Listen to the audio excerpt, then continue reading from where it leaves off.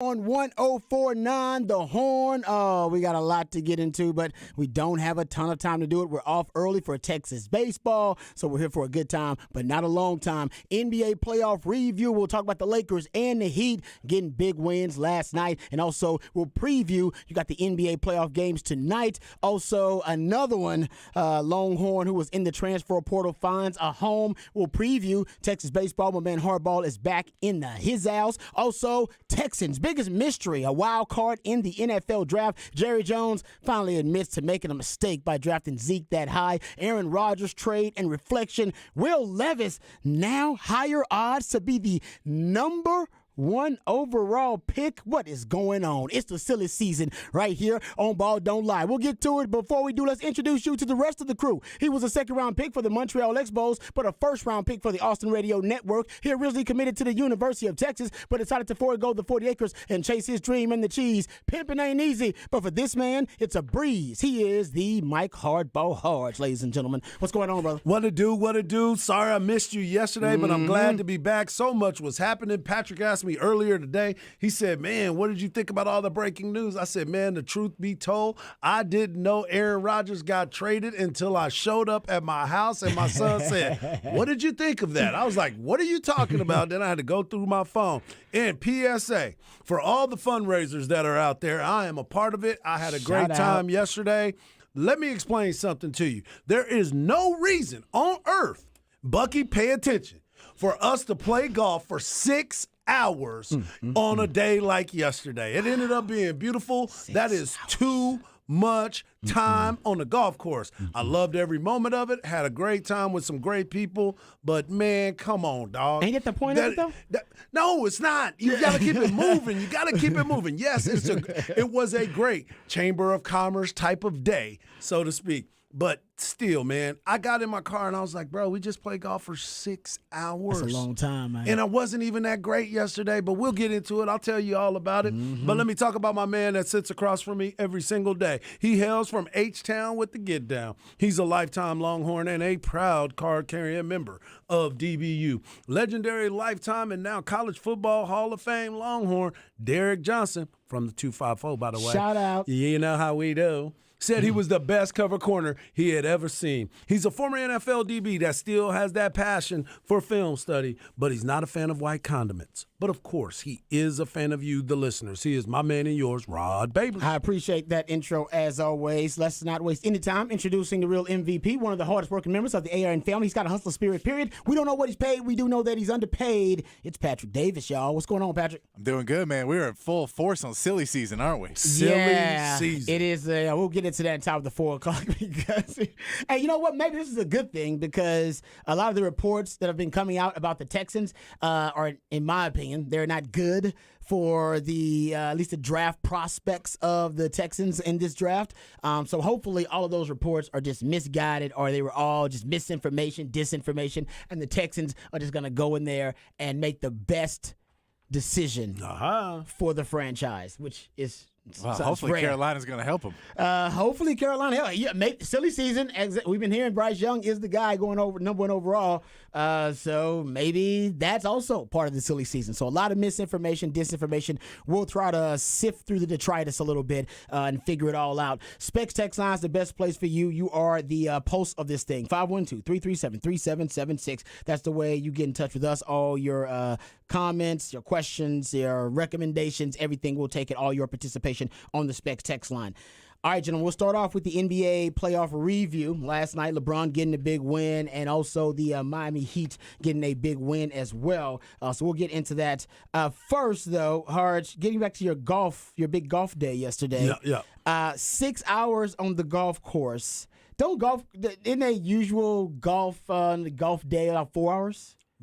Yes. Okay. Three and a half to 4 hours. Okay. Yeah. Why did it take another 2 hours than the average 18 holes?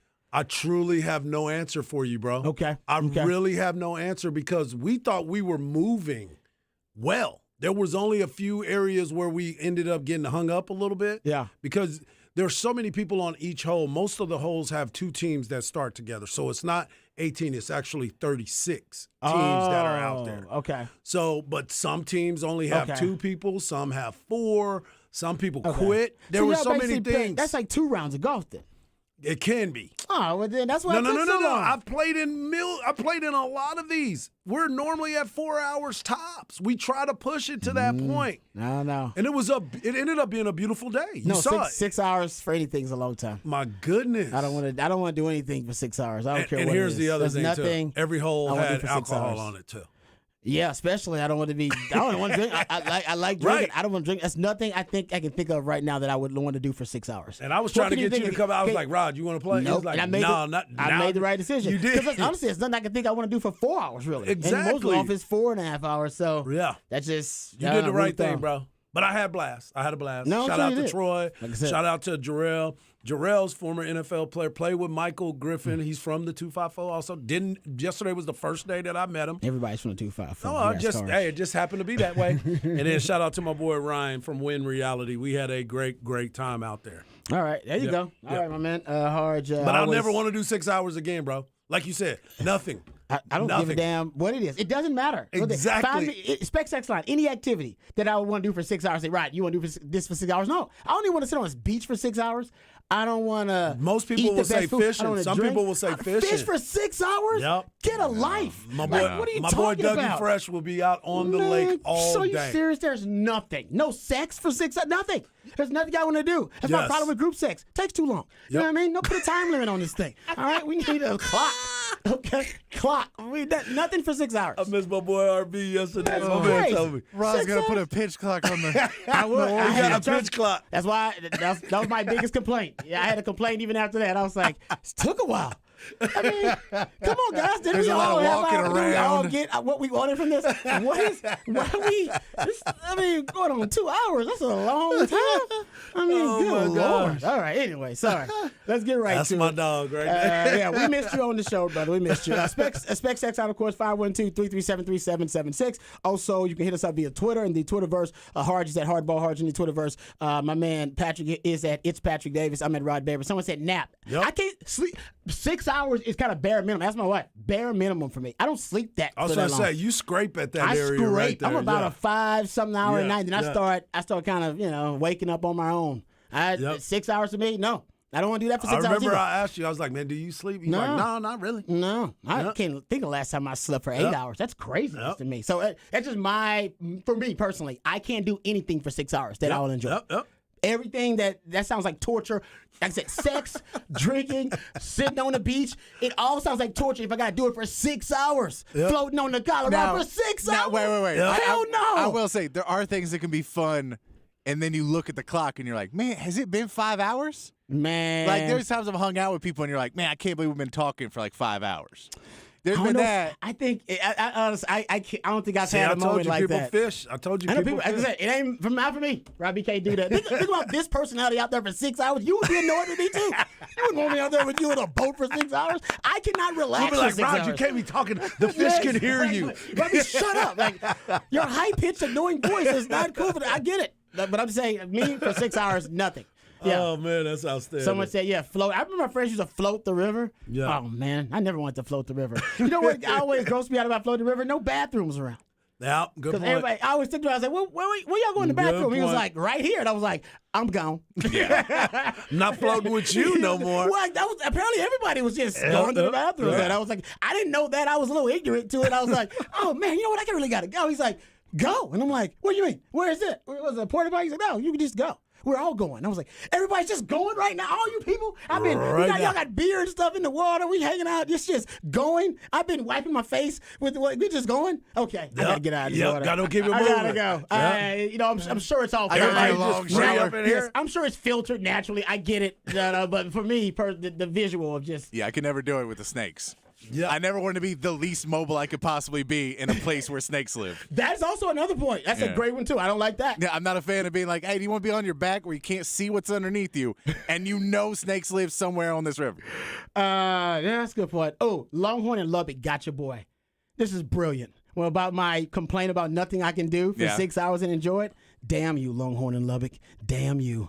He says, listen to the horn from 6 and He 7. got you. Yeah, He got you. Damn you, Longhorn in Lubbock. Got you. Way to shut Rod Davis' big mouth. Damn it. Thought I had an airtight take there. Gotcha. Not an airtight take. Thank you, Longhorn Lubbock, for putting me in my place. All right, gentlemen, let's talk about LeBron James because he put Dylan Brooks in his place. Well, he put all the LeBron haters in their place. Was that not okay? When we look at the legacy of LeBron James, and they got the win, Lakers last night, 117-111 in overtime. Isn't this going to be one of the games people talk and think about when discussing the legacy of LeBron James? It has to be. And we talked about this. It has to be. Last week. Yes, we did.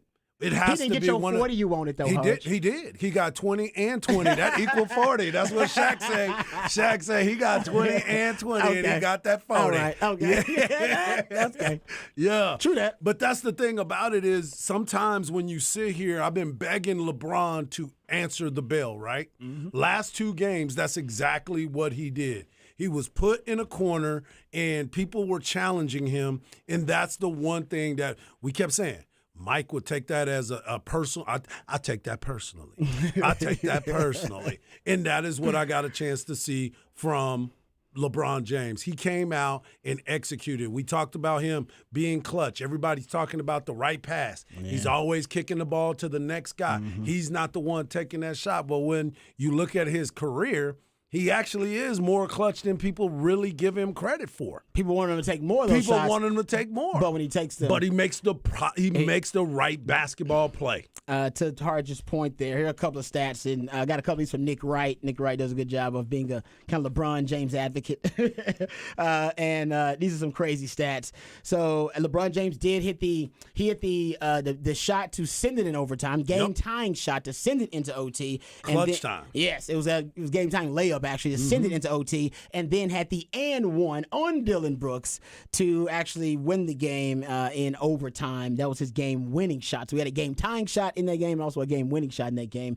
LeBron James now has 7 game-winning or game-tying shots in the final second of playoff games. Mm-hmm. So he's got 7 of those in the final second of a playoff game. No one else in the last 26 years has more than 2. See. Give him some love, man. He is 7 of 12, actually. Yes. 58% on basically game tying or game winning shots in the final second. He is also 7 of 12, 58% in his career on game tying, game winning field goal attempts in the final second of playoff games. Like I said, but for some context of that, Kobe, Steph, Durant, Kawhi, Harden, Westbrook, Dirk, Wade, Duncan, Jokic, T-Mac, and any other legend you can think of, basically. MVPs of his era are combined 6 of 50. See there? So he's 58%, and all the other legends combined, even Kobe, in that group too. Duncan in that group, celebrating the B-Day today, Patrick. We'll give you the floor a little bit later for a random Tim Duncan love fest. Because apparently there's been some Tim Duncan hatred on the horn lately. Jeff Howe had a tirade recently about Tim Duncan being a little overrated. And then recently we just had, and I love the way Zay set it up, though. Zay backdoor real clean. Zay was basically like, I wouldn't take Tim Duncan as his, I think they asked him, like, with all-time great forwards, like, would he take, he said, I think he said Kevin Garnett, and then I think he took Dirk, actually. But he said the only reason he didn't take Tim Duncan is because he think Pop's development and Pop's influence on Duncan was a lot more impactful than people are willing to give him credit for. And he or any other coach couldn't replicate what Pop did. So that's why you can't take Duncan, because Duncan and Pop, they were special together. Yeah. They were a special combo together. Yeah. That you really can't replicate elsewhere. He's not. Yeah. But you could argue that the same way with Brady and say Belichick, he may not be the best, he'd still be better than Kevin Garnett. Because y'all not remembering Kevin Garnett's career. Y'all looking at Kevin Garnett's career and putting the athleticism and the brains and saying he had his whole career like that. And not remembering the first part was super athletic, the second part was super smart, and there was a little bit in the middle where he was both. But a lot of his early career, he was really good, but it was a lot of athleticism. Hey man, just saying. Hey, I'm just saying. You got your boys. Tim Duncan. You got Tim Duncan. I'm with you, man. I'm with you. I'm not disagreeing with you at all. I respect that. Yeah, I respect that. I'm not disagreeing with you at all. Okay, just to continue. LeBron James now apparently 8 of 19, but I agree with you though, Patrick. I'm actually a Tim Duncan fan over that. I wouldn't take Dirk or KG over Tim Duncan, but I do think it's really close. It's debatable. There you go. LeBron James now 8 of 19 to tie or take the lead with under 5 seconds left in playoffs too. So I mean, he's the narrative that started about him not being clutch. I don't know where it started. Because the fact that they were believing that he wasn't taking the shot. That's the only reason why. That would be the only conversation that anyone could ever give us would be, well, he didn't take the shot, so he's not the clutch performer. Or he doesn't want it bad enough. Or he don't want it bad He's enough. scared of the moment. Exactly. Yeah. He didn't want to be the one to miss, and then everybody's going to be on his head about it. It was like, no, he did what was right on the basketball court. Sometimes that shot that you think you're supposed to take, you get a better shot because that guy is wide open. You're shooting it over 3 people. Can I ask you guys a question though? Because Dylan Brooks didn't want to talk to the media after this game, and it's understandable. I mean, he's humiliated at this point. I mean, I believe You brought this on yourself though. You did. You played yourself. You played yourself. Is that who's the DJ says that? You played yourself. That was DJ Khaled. DJ Khaled. Yeah. You played yourself.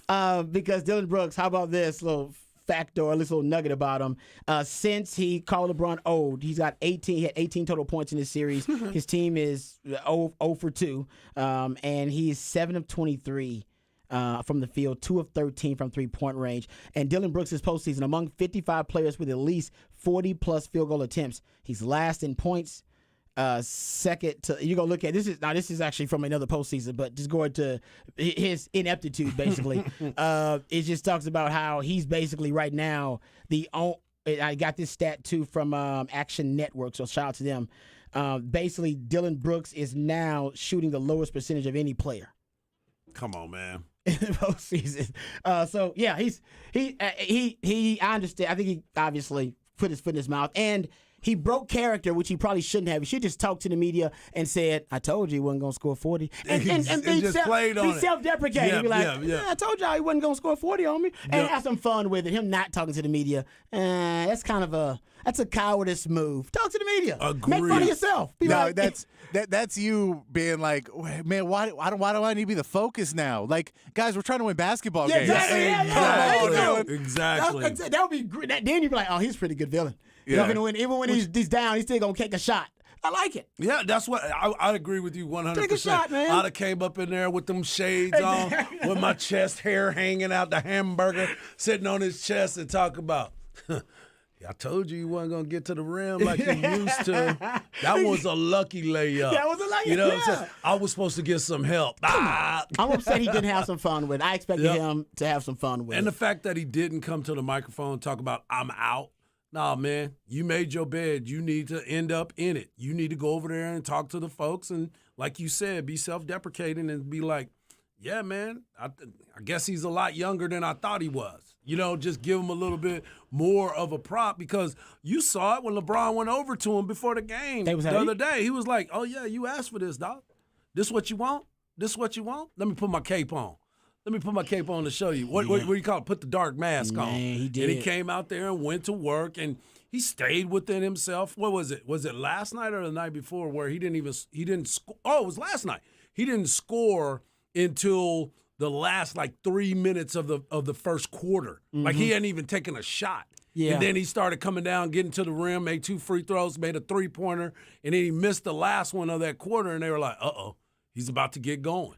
Yeah, it was like, Dylan Brooks, you better get ready because I'm coming now. And I heard a stat listening to NBA.com, listening to some of the coverage, that the Lakers are 18th in first quarter scoring, but they actually lead the NBA in fourth quarter scoring. That's LeBron. That's LeBron. That's LeBron. Yeah. Basically, he's essentially kind of trying to feel out his opponent. And letting everybody else get theirs first. Exactly. I was going to say, even more so, feeling out the teammates and saying, hey, any of you guys hot? Any of you guys want to step up? You got it. Hey, y'all take it. If not, I'll fill in where needed. And if I'm needed to just go win the damn thing, then you know what? I can help. I just go win the damn thing. So I love what LeBron did. I love the Lakers' effort overall. Yep. We'll see now if, Memphis can make this thing interesting. I mean, Memphis now, obviously it's a really good series, but there's no doubt the Lakers have control of the series now with a 3-1 lead. Oh, man. It's their series to lose at this point. Very, very much so. And LeBron's looking at it, too, like,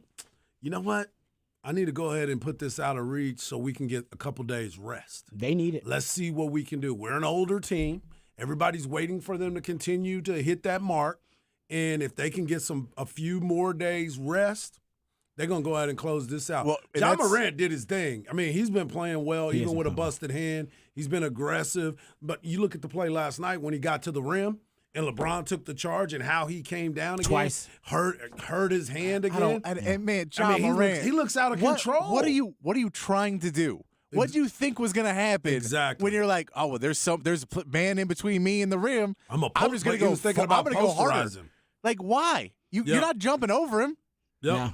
I don't know what he was thinking, because all he had to do was change away, and LeBron would have fouled him. Yep. Like all you have to do is step to the side, and then LeBron has to move to guard you, and there's no one else there to block your shot. So all you have to do is change your direction, and instead he jumped. I don't. And he's get it. athletic enough to adjust. Yeah. It's stubborn. Yeah, Stubborn. it was just silly that he did that. I think for the Lakers, it's going to be if Anthony Davis is going to show up, because we know he got hurt a little bit. He looked awful before he got hurt. He looked way worse after he got hurt. He couldn't even put in little bunnies around the basket, and then shows up he hits a crazy layup in overtime, gets the block to send him in overtime. Yeah. You're like, whoa. So you can do it. You just playing hurt. Yep. Then you show up at the end.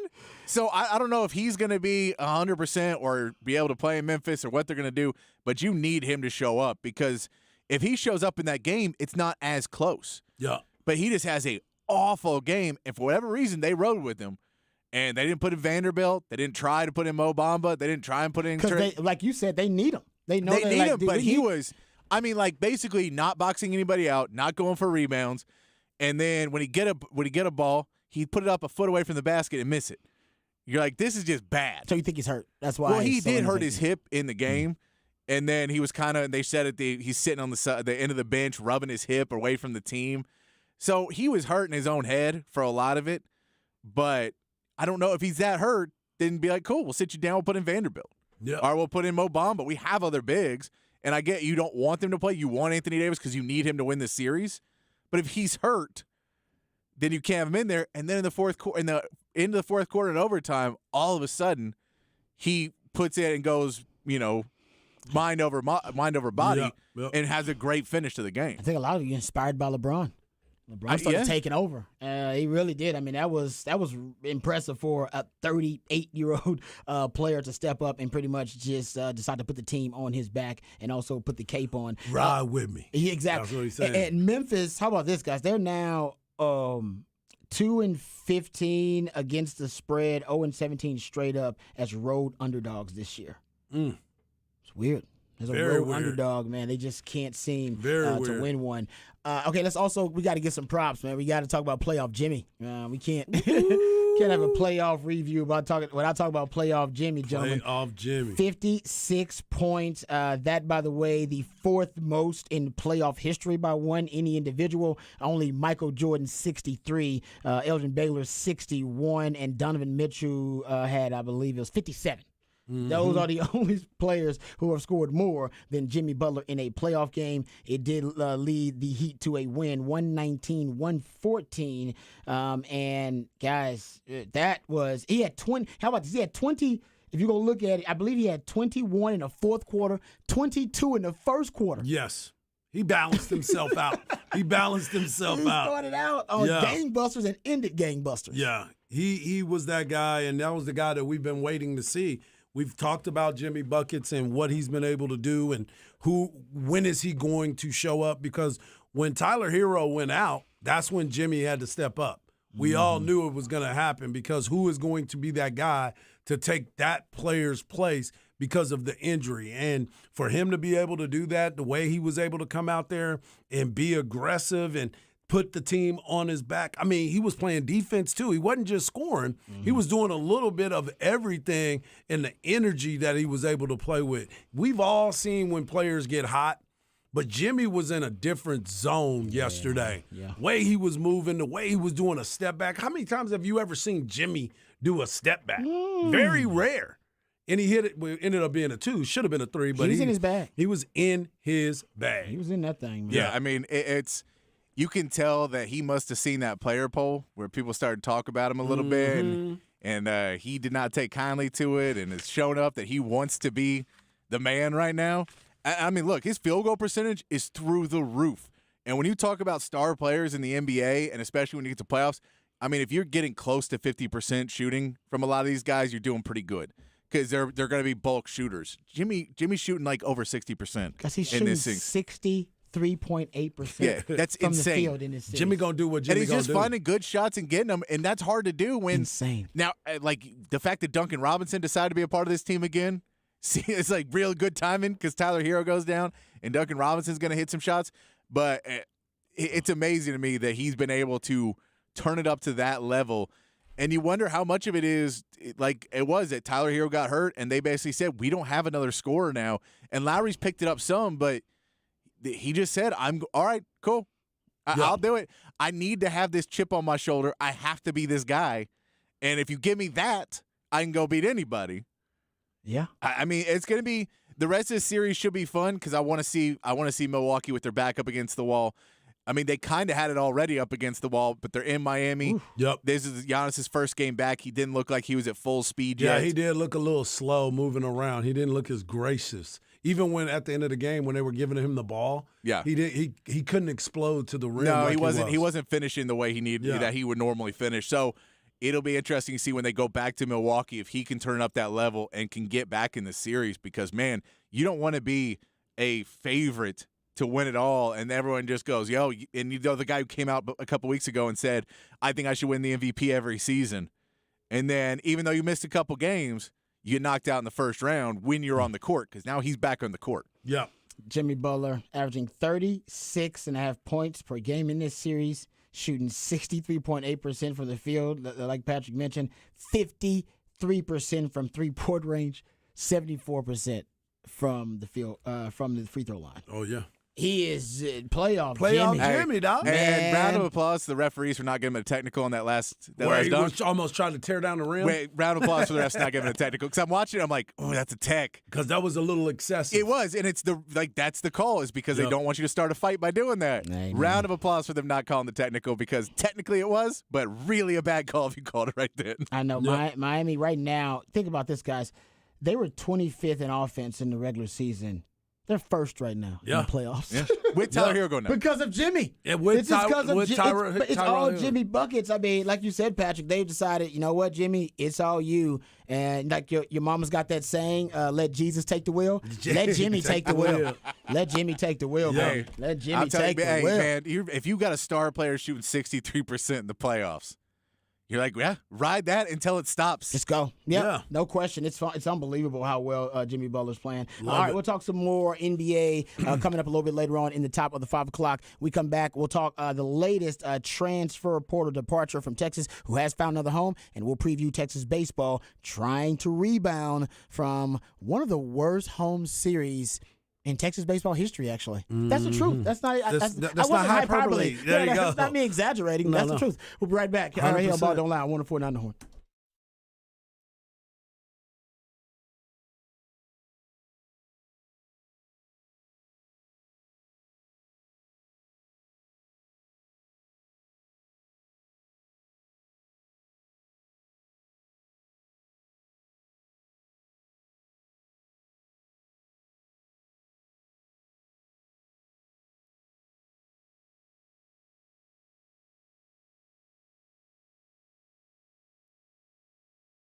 Mike Harge here for the League Kitchen and Tavern. The League has 4 Austin area locations, Belterra, Lakeway, Bee Cave, and my favorite, Avery Ranch. As most of you know, nothing is more comforting than fresh burgers and fries. The League's gourmet burgers are ground in-house and made from scratch. Last night were Burger Mondays, where you could have gotten 2 burgers for the price of 1. It's dine-in only, my people. And since we're talking about burgers, let me tell you about the burger of the month. That's right, the chicken parmesan. It's a fried chicken breast with marinara, mozzarella, pepperoni, basil on a toasted baguette. Also, if you're going to be over there and you want to grab something to drink, the cocktail of the month is the sangria. They got red wine, ruby port, sweet vermouth, and blood orange with fresh fruit. That's right. Make sure you go over there and enjoy it. It's whether dine in or pick up, lunch or dinner, the Lee Kitchen and Tavern is the place that you need to be. That's right. It's chef-inspired comfort food at 4 locations, Avery Ranch, BK, Belterra, and Lakeway. It's Austin-owned and operated, so do yourself a favor and get over there today. Go to leekitchen.com for more information. That is leekitchen.com.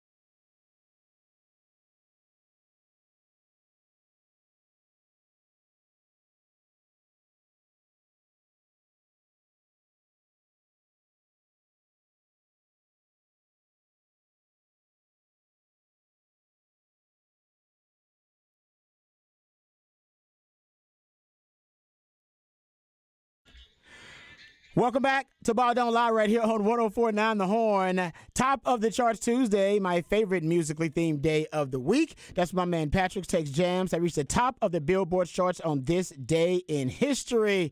Oh, yeah, you went back for this one. You went way, way back. Back in the 60s. Early 60s.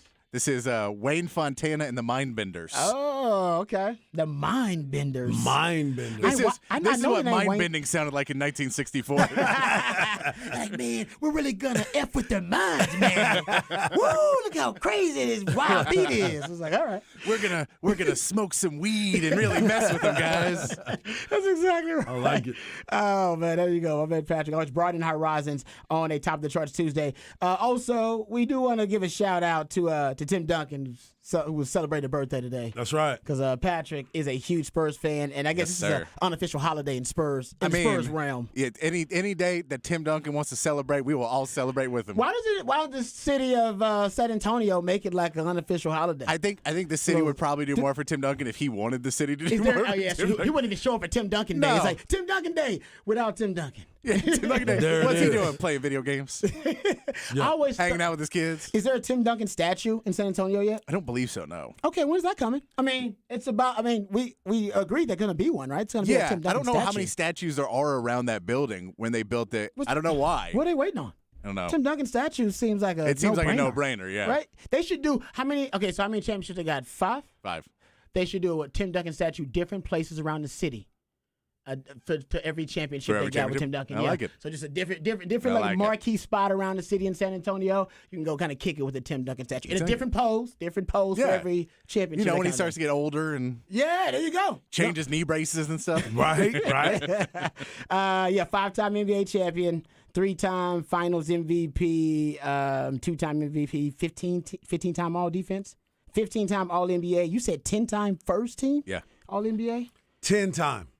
Yeah, All NBA is like all pro. That's the you know what I'm separator saying? between That ain't him a and- pro yeah. bowler. You're an all pro. Yeah, that might be Yeah. the separator between him and KG, honestly. And KG is a great player. We're not, but man, first team All NBA. No, I Yeah. mean, Michael Jordan had 10 first teams. And now he played a lot shorter career. We know that he retired halfway through and came back Okay. and then retired early. So there's some that goes into that as well. But he has 10. LeBron's the most of all time with 13. And Kobe and Karl Malone have 11. Kareem, Tim Duncan, Bob Cousy, Jerry West, Michael Jordan, Bob Pettit all have 10. Elgin Baylor also with 10. Yeah, no, it's Pretty elite company It there. is elite company. I'm a Tim Duncan. I'm on the Tim Duncan bandwagon. Pretty elite company there. I'm a Rockets fan. And you're doing I'm it on Tim Duncan against bandwagon. guys like Kevin Garnett, and you're doing it against, he played against Karl Malone. Like, he played against a lot Some of those other guys that great are up players, there yeah. and was able to continually get on that list. No, the biggest complaint about Tim Duncan, honestly, is that his game is so technically proficient that it's boring. Yeah. Basically for NBA fans. Yeah, and for Shaq fans and Lakers fans, they're mad because that 2003 team ended that what they thought should be a four-peat. Because they were like, we were going to win in 04, but the Spurs came in and beat us. Yeah, but considering the Spurs were dynastic too, I don't know if you could have just said, but the Spurs. I know. We would have had it, but yeah, because the Spurs, they have their own damn dynasty in it too. All right, so showing some love to Tim Duncan. I know there's a lot of Tim Duncan fans in the with our listenership, no question. All right, let's get to this. Well, first let's talk Texas baseball. Harch, they got a game. No. See, I told you. I know. That's what he said why Hart yesterday. didn't show up yesterday. That's why he was golfing for 6 hours. He didn't want to talk about that the Sooners had to broke out the brooms on Texas.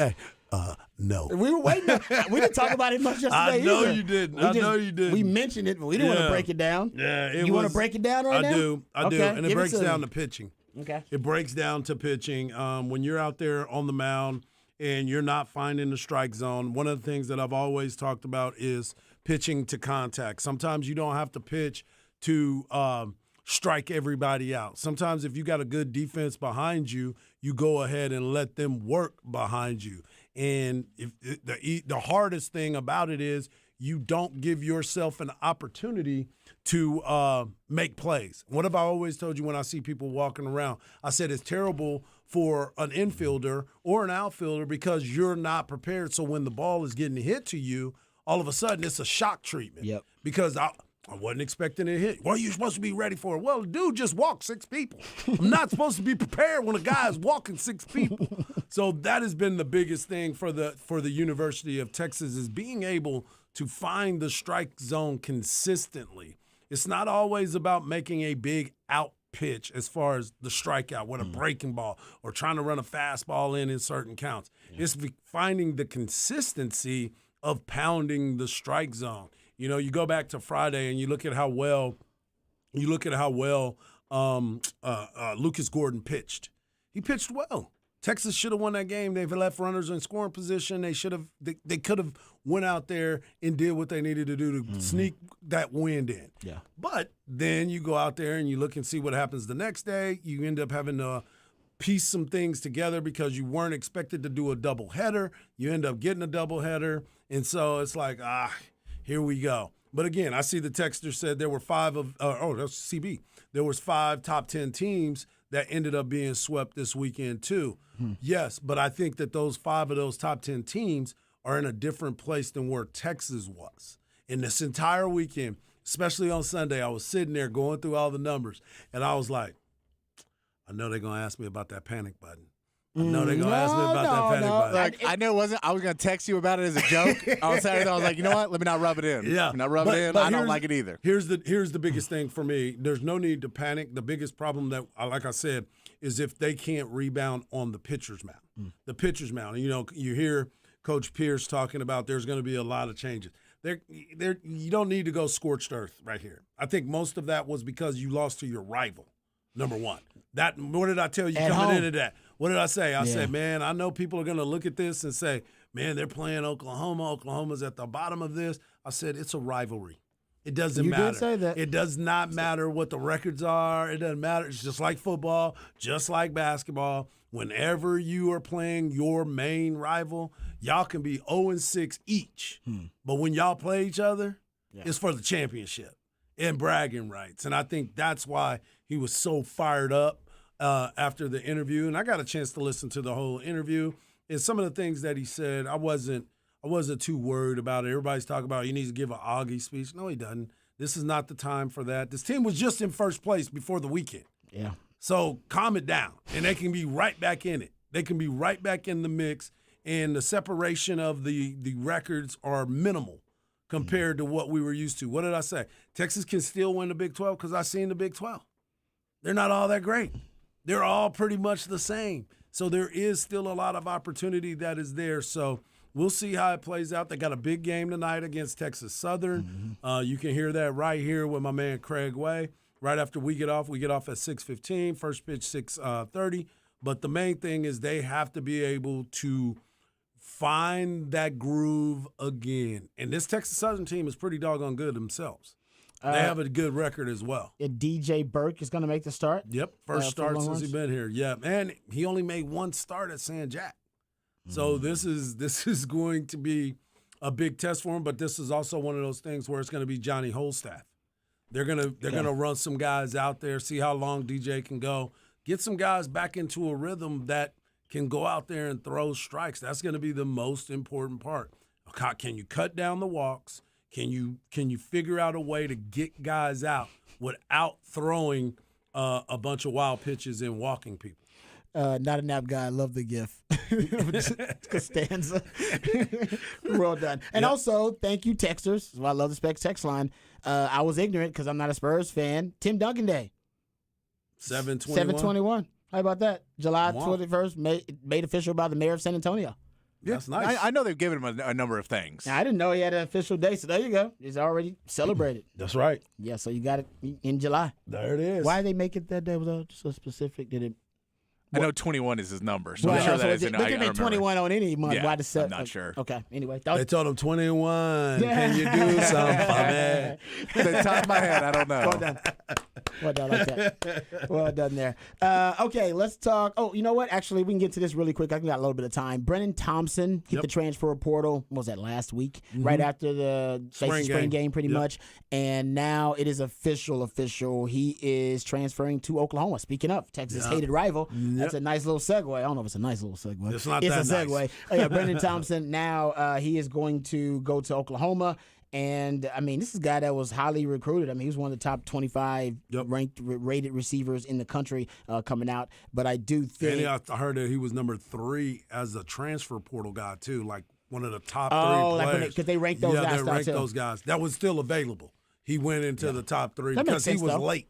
That makes sense to me. I mean, you talk about a guy that ran a 21-2 200 meters in high school, 10 400 meters, and he was a two-sport athlete here at Texas running track. So I'm assuming he's going to be a two-sport athlete there at Oklahoma. So you get, a lot of bang for your buck when you give a guy like that a scholarship. So that was the guy that I kept thinking. I kept looking at Oregon as the I place agree for there. him. Oklahoma does. Maybe a just track power, but track to me, I don't think a track would. I think Oklahoma. Well, that might be another reason why he goes there, because then he can be that representation for you, and what the wide receiver core looks like for Oklahoma.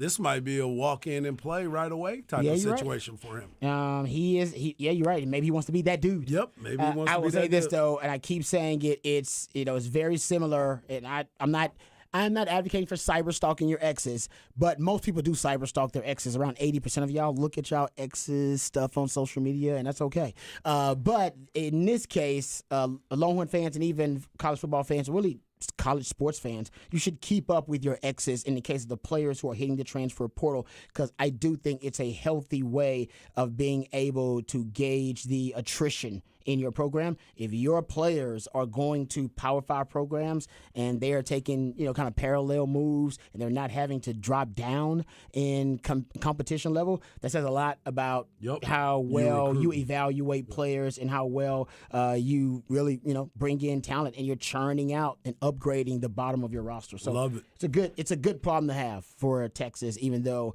right now I think everybody's dealing with attrition. We'll talk a little bit more about that because Deion Sanders actually has some attrition issues that people have been bringing up as of late. All right, we'll come back and we'll get into the flex on the other side right here on Ball Don't Lie on 104.9 The Horn.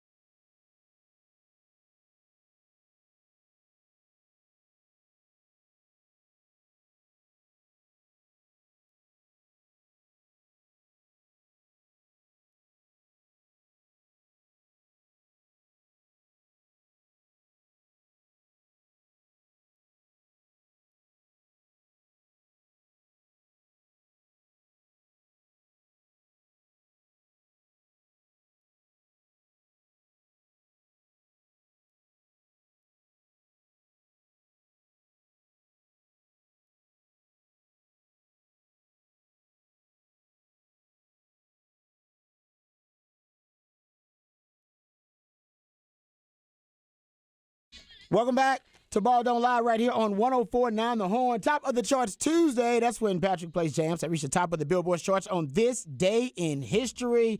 And, yeah, I like that little Jackson 5 for you. Well, Jackson 5 has been on top of the charts Tuesday a few times, actually. Yes, it's one sir. of your, well, I don't know if it's one of your favorite bands to go to, but it's definitely one of the featured bands we've heard many a times on top of the charts Tuesday. Maybe because he just had so many damn hits. They had a ton As of it- hits, yeah. radio-friendly hits. Radio, friend, they were all about getting on the radio. They're hits that people still know today. That's a great point though. They're still hits people know today because they're still like played either on like commercials and TV shows, stuff like that. That's a great point, man. Considering, actually the Jackson 5, even though Michael Jackson became more iconic, it's random that people still know Jackson 5 songs. Nobody still sings Destiny Child. Yeah, they do. No, they don't. Well, it depends on who it is. I Let's mean, see. what song it was. I was Exactly. I was talking about you the other day because we were driving in the car, and I hope the Mrs. Babers isn't listening. But Shout out. Kelly Rowland. Kelly Rowland was Hey. on, and I was explaining to my son, that was my boy. That was my Hey. boy right there. Hey man, I had a shot, Yeah, I said, that's my boy right there. and I didn't take the shot. I should have took the shot. Yeah. Hey, man, I should have took the you shot. miss 1,000% of the shots you don't take. That's exactly right. I had the info, I had the digits, and when she told me they were moving to California to pursue their careers as musicians in a group and a girl group, and I was like, oh, that sounds cute. That's great. I mean, great. I ain't going to wait for you, girl. No, I do. I said we'd keep in touch. I was like, we'll keep in touch. I'm No not doubt. waiting on you. We I can wish stay in social touch. media and stuff like that was around. Like, then it would have been easier. It was hard to keep in touch back in the day. You had to really go out of your way. I was still writing letters back in the day. We was, write letters. You had to remember phone cards. You had to get a phone card or something like that. Try to dial long distance. Long distance No. still cost money back then. No. Now nobody know what the hell you're talking about. You talking about long distance. They don't know. It was hard back then. True. Try to keep in touch. So it wasn't worth it though. I should have invested more time. Yeah, to make you that shoulda. happen. Next No, time you I did good. You Next did time I good. heard from Kelly, she was on television saying, no. She was saying, yeah. See, And I was like, people still listen to Destiny's Child. Dad, that's Kelly right there. I probably should have called She her. all grown up. Definitely should have called her. I got one of them stories, too. Yeah, we all did got some. Yeah, of them we got stories. one of them. The Flex, hopefully the Flex generation learns from our mistakes. FLXATX.com, FLXATX, and all your social media platforms. Harge, you actually got some, I don't know if this is breaking news, but you got some inside info on a big story that will impact high school football here in the Flex area. I do. Huge. I got a chance to talk. The information came out last night, and I hit up my boy Mike Adams, and I was like, "Wait, Lifetime Longhorn? what?" I was like, "What's happening?" And he's been in the area. He's coached in Hutto. He coached in Georgetown. He's been in there. He was in New Braunfels as an administrator. He was Okay. running the program. Well, now he's coming to Vandegrift to be the wide receivers coach. And he just so happens to have two sons in the program that will be playing at a very high level soon. One of them is Deuce Adams, who is a top quarterback in the nation, who is already committed to Louisville yeah. Cardinals. You know who went to Louisville? Lamar Jackson. So he's Ding, ding, there. ding, ding. And then his brother, Eli, is one of the top wide receivers in the nation as well. Very athletic family. But take it even further, both of those guys are really good at baseball too. Okay. So This is a big year for Vandegrift, who already got a transfer in one, Mark Henry's son, Jacob Henry, who's making a name for himself. So Vandegrift, the Vipers, They're making some moves. they're making High a lot schools of make noise. off-season moves? Making noise over there, man. Yeah, how do high schools They make all off- walking around going, that's that Viper for you. They got that little snake for you, boy. Do they actually do that, or you I just don't make know. that I just up? made that up. That's what I would think a That's Viper kinda sounded cool. like. I wish the stadium would go to at one time. That would be awesome. That would be pretty cool. That'd be pretty cool. I think Hard just made up a new little.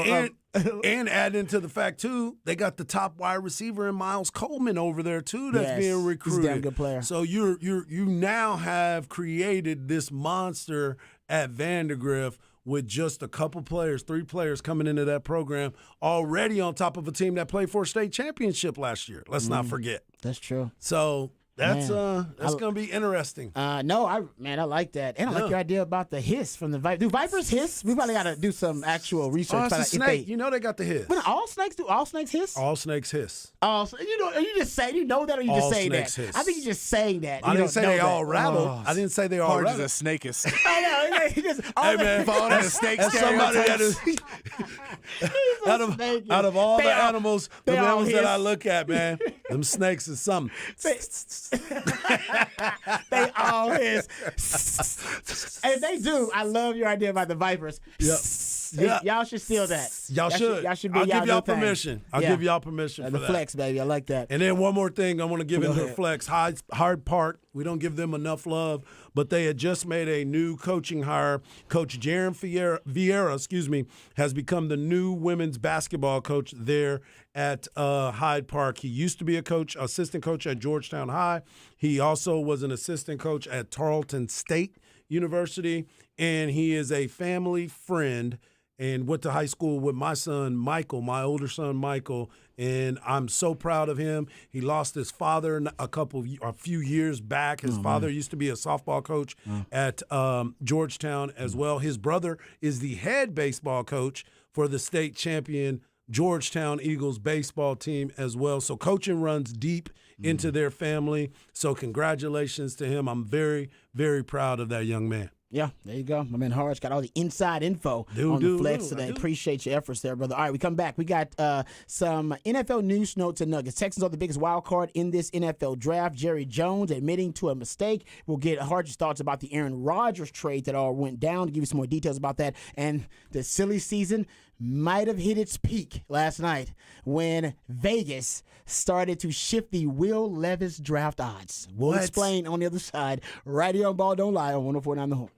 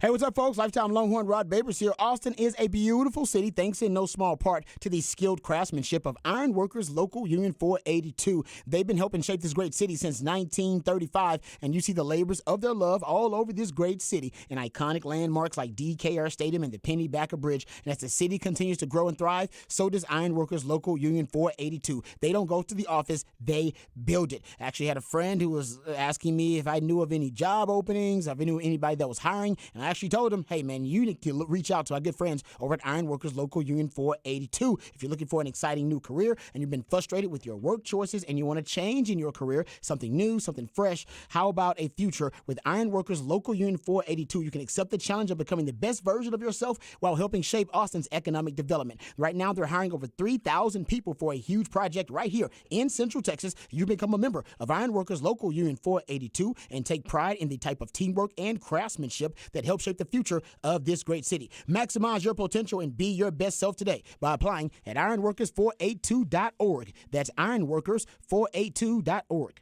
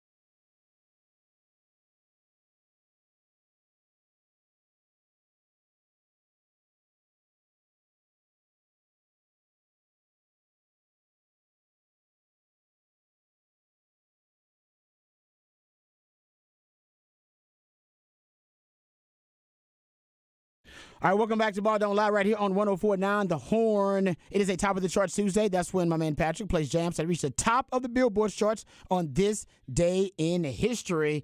I have no idea what this is. Really? No. Very famous person. Wow. It's Elton John. Okay. It's Philadelphia Freedom. Oh, I don't recognize the song. I guess I should recognize the voice. That's it right there, yeah. Yeah, but I don't recognize the song. I'm not a huge Elton John fan. Yeah. I'm not an Elton John hater. But Man, it's the number one Elton John hit. yeah, exactly. It just lets you know how much Elton John I listen to. Yeah. It's the number one hit, and I was like, I never heard this song. There you go. Top of the charts Tuesday, broadening our horizons. Thanks to my man Patrick. Specs text line wide open for you, 512-337-3776. Harge is back in the house. You can reach out to him via Twitter at HardballHarge. My man Patrick Davis at It's Patrick Davis. You want to reach out to the real MVP, and I'm at Rod Babers in the Twitterverse. All right, gentlemen. Man, it's a lot of NFL stories we got to get to. First, before we do any of that, two things from you, Harge. You got a special guest coming up for Harge Knock Life. Let the people know what's going on. That's right. It's draft week. We Draft got to week. get ready for the draft. The Dallas Cowboys are being a very, very hot topic. Not as hot as C.J. Stroud's conversation and now Will Levis, but we're going to have Clarence Hill of the Fort Worth Star-Telegram to let us know the latest on the Cowboys thinking, and also ask him about what the heck was Jerry Jones calling out his coach for in that press conference before the draft. All that and more. Yeah. I was gonna sit back. I'll still send it to Patrick. We can talk about it later on before we get out of here. Yeah, I think he was just taking. I think it was a joke. I thought it was just a joke, and it's one of those jokes where. And like I said, we'll play the audio later because we shouldn't talk about it if we're not going to play the audio. It's just one of those jokes where someone ever joke with you and they're joking, but they're joking about something that to you is kind of serious and it kind of hurts your feelings. Yeah, you're a little sensitive about it. You laugh and you're like, oh, it kind of hurt my feelings a little bit. You like exactly, like tears of a clown kind of thing. Like, you're like, so I think that was that moment for Mike McCarthy. Yeah, Jerry was joking, and then Mike was like, actually, that's kind of personal. That's kind of personal, bro. man. I already got rid of somebody. Yeah, Hold on, man. exactly. We've been talking about his job is pretty much on the line this year, and that Dan Quinn's going to take his job, and then Jerry Jones makes a joke about his job. Yes. So it's one of those things. It's really good. It's really good. All right, so we'll play that actually later. I'll send it to Patrick so we can play it a little bit later on. But let's talk NFL here, gentlemen. Before we do that, Harge, I want to give you the floor to talk about the Aaron Rodgers trade a little bit. You weren't here yesterday when the news broke, but that was the biggest news, still kind of one of the biggest stories of the day, of course. And for those who have been under a rock or were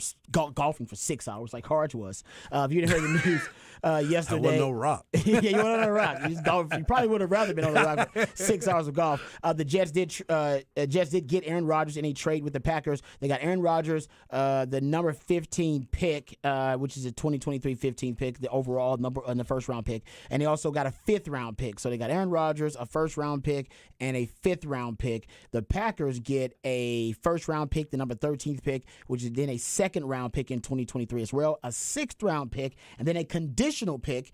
Depending on whether Aaron Rodgers plays 65% of the snaps or not, the conditional pick is a 2nd initially. But if Aaron Rodgers plays 65% of the snaps, all right, it becomes a 1st round pick. Right. If he plays that many enough of the snaps. Yeah, I look at it and I said this is a win-win for everybody that's out there. I think the fact that they don't lose a 1st round pick this year is outstanding. They made it to where it's like, all right, we'll give you our 13, but let me go ahead and get your 15. Mm-hmm. That's perfect. That means I'm still getting a 1st rounder, somebody else that can fill a void that we may or may not need. And then for them looking at next year's draft, depending on me and Patrick and I were talking about it earlier, it's like you look at how it balances out. You're not going to get that high of a draft pick if he goes out there and plays well. So it'll still even itself out. I thought they did a great job in this trade. I think everybody's going to be happy with the compensation. And it's a fact now, will Aaron Rodgers show up for camp? That's the mini camps. I was going to say, yeah. The mini camps to get to know these receivers, to be a part of it. He's not a guy. Have you ever heard of them inviting people over? We hear about all the other quarterbacks that go to different places, invite them out to the house. Patrick Mahomes got him in Texas. Got him in Texas. Russell Wilson had him go out and spend time with Tom him. Brady got to take him to the beach. Take them all out. Yeah. I don't understand. Maybe he does do it and there's no publicity, but there's publicity for everything. There's so much publicity that why wouldn't Aaron Rodgers want people to know that he did that? So that's the other part of it as well. He let us know he was going on a retreat.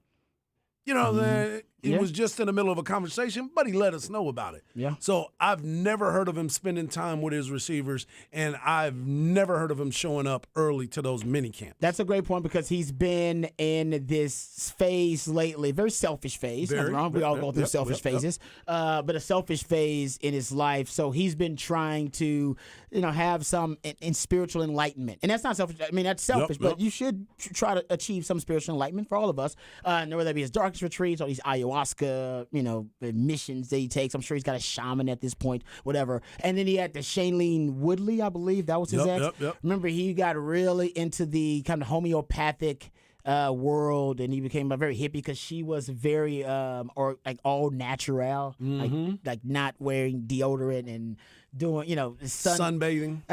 Well, it actually is not just sunbathing. I believe it's perineum sunning.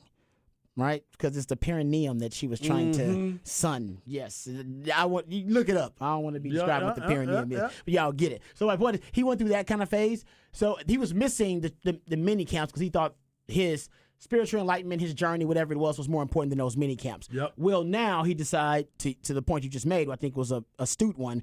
Hey, now you know what? We want to win games. Now the rapport and chemistry with my teammates matters way more than my individual journey that I was going through. Right. Let's prioritize that, which he was at one point in his pro career. It's just now he's at the GOAT phase in his career where, he's not necessarily the best teammate.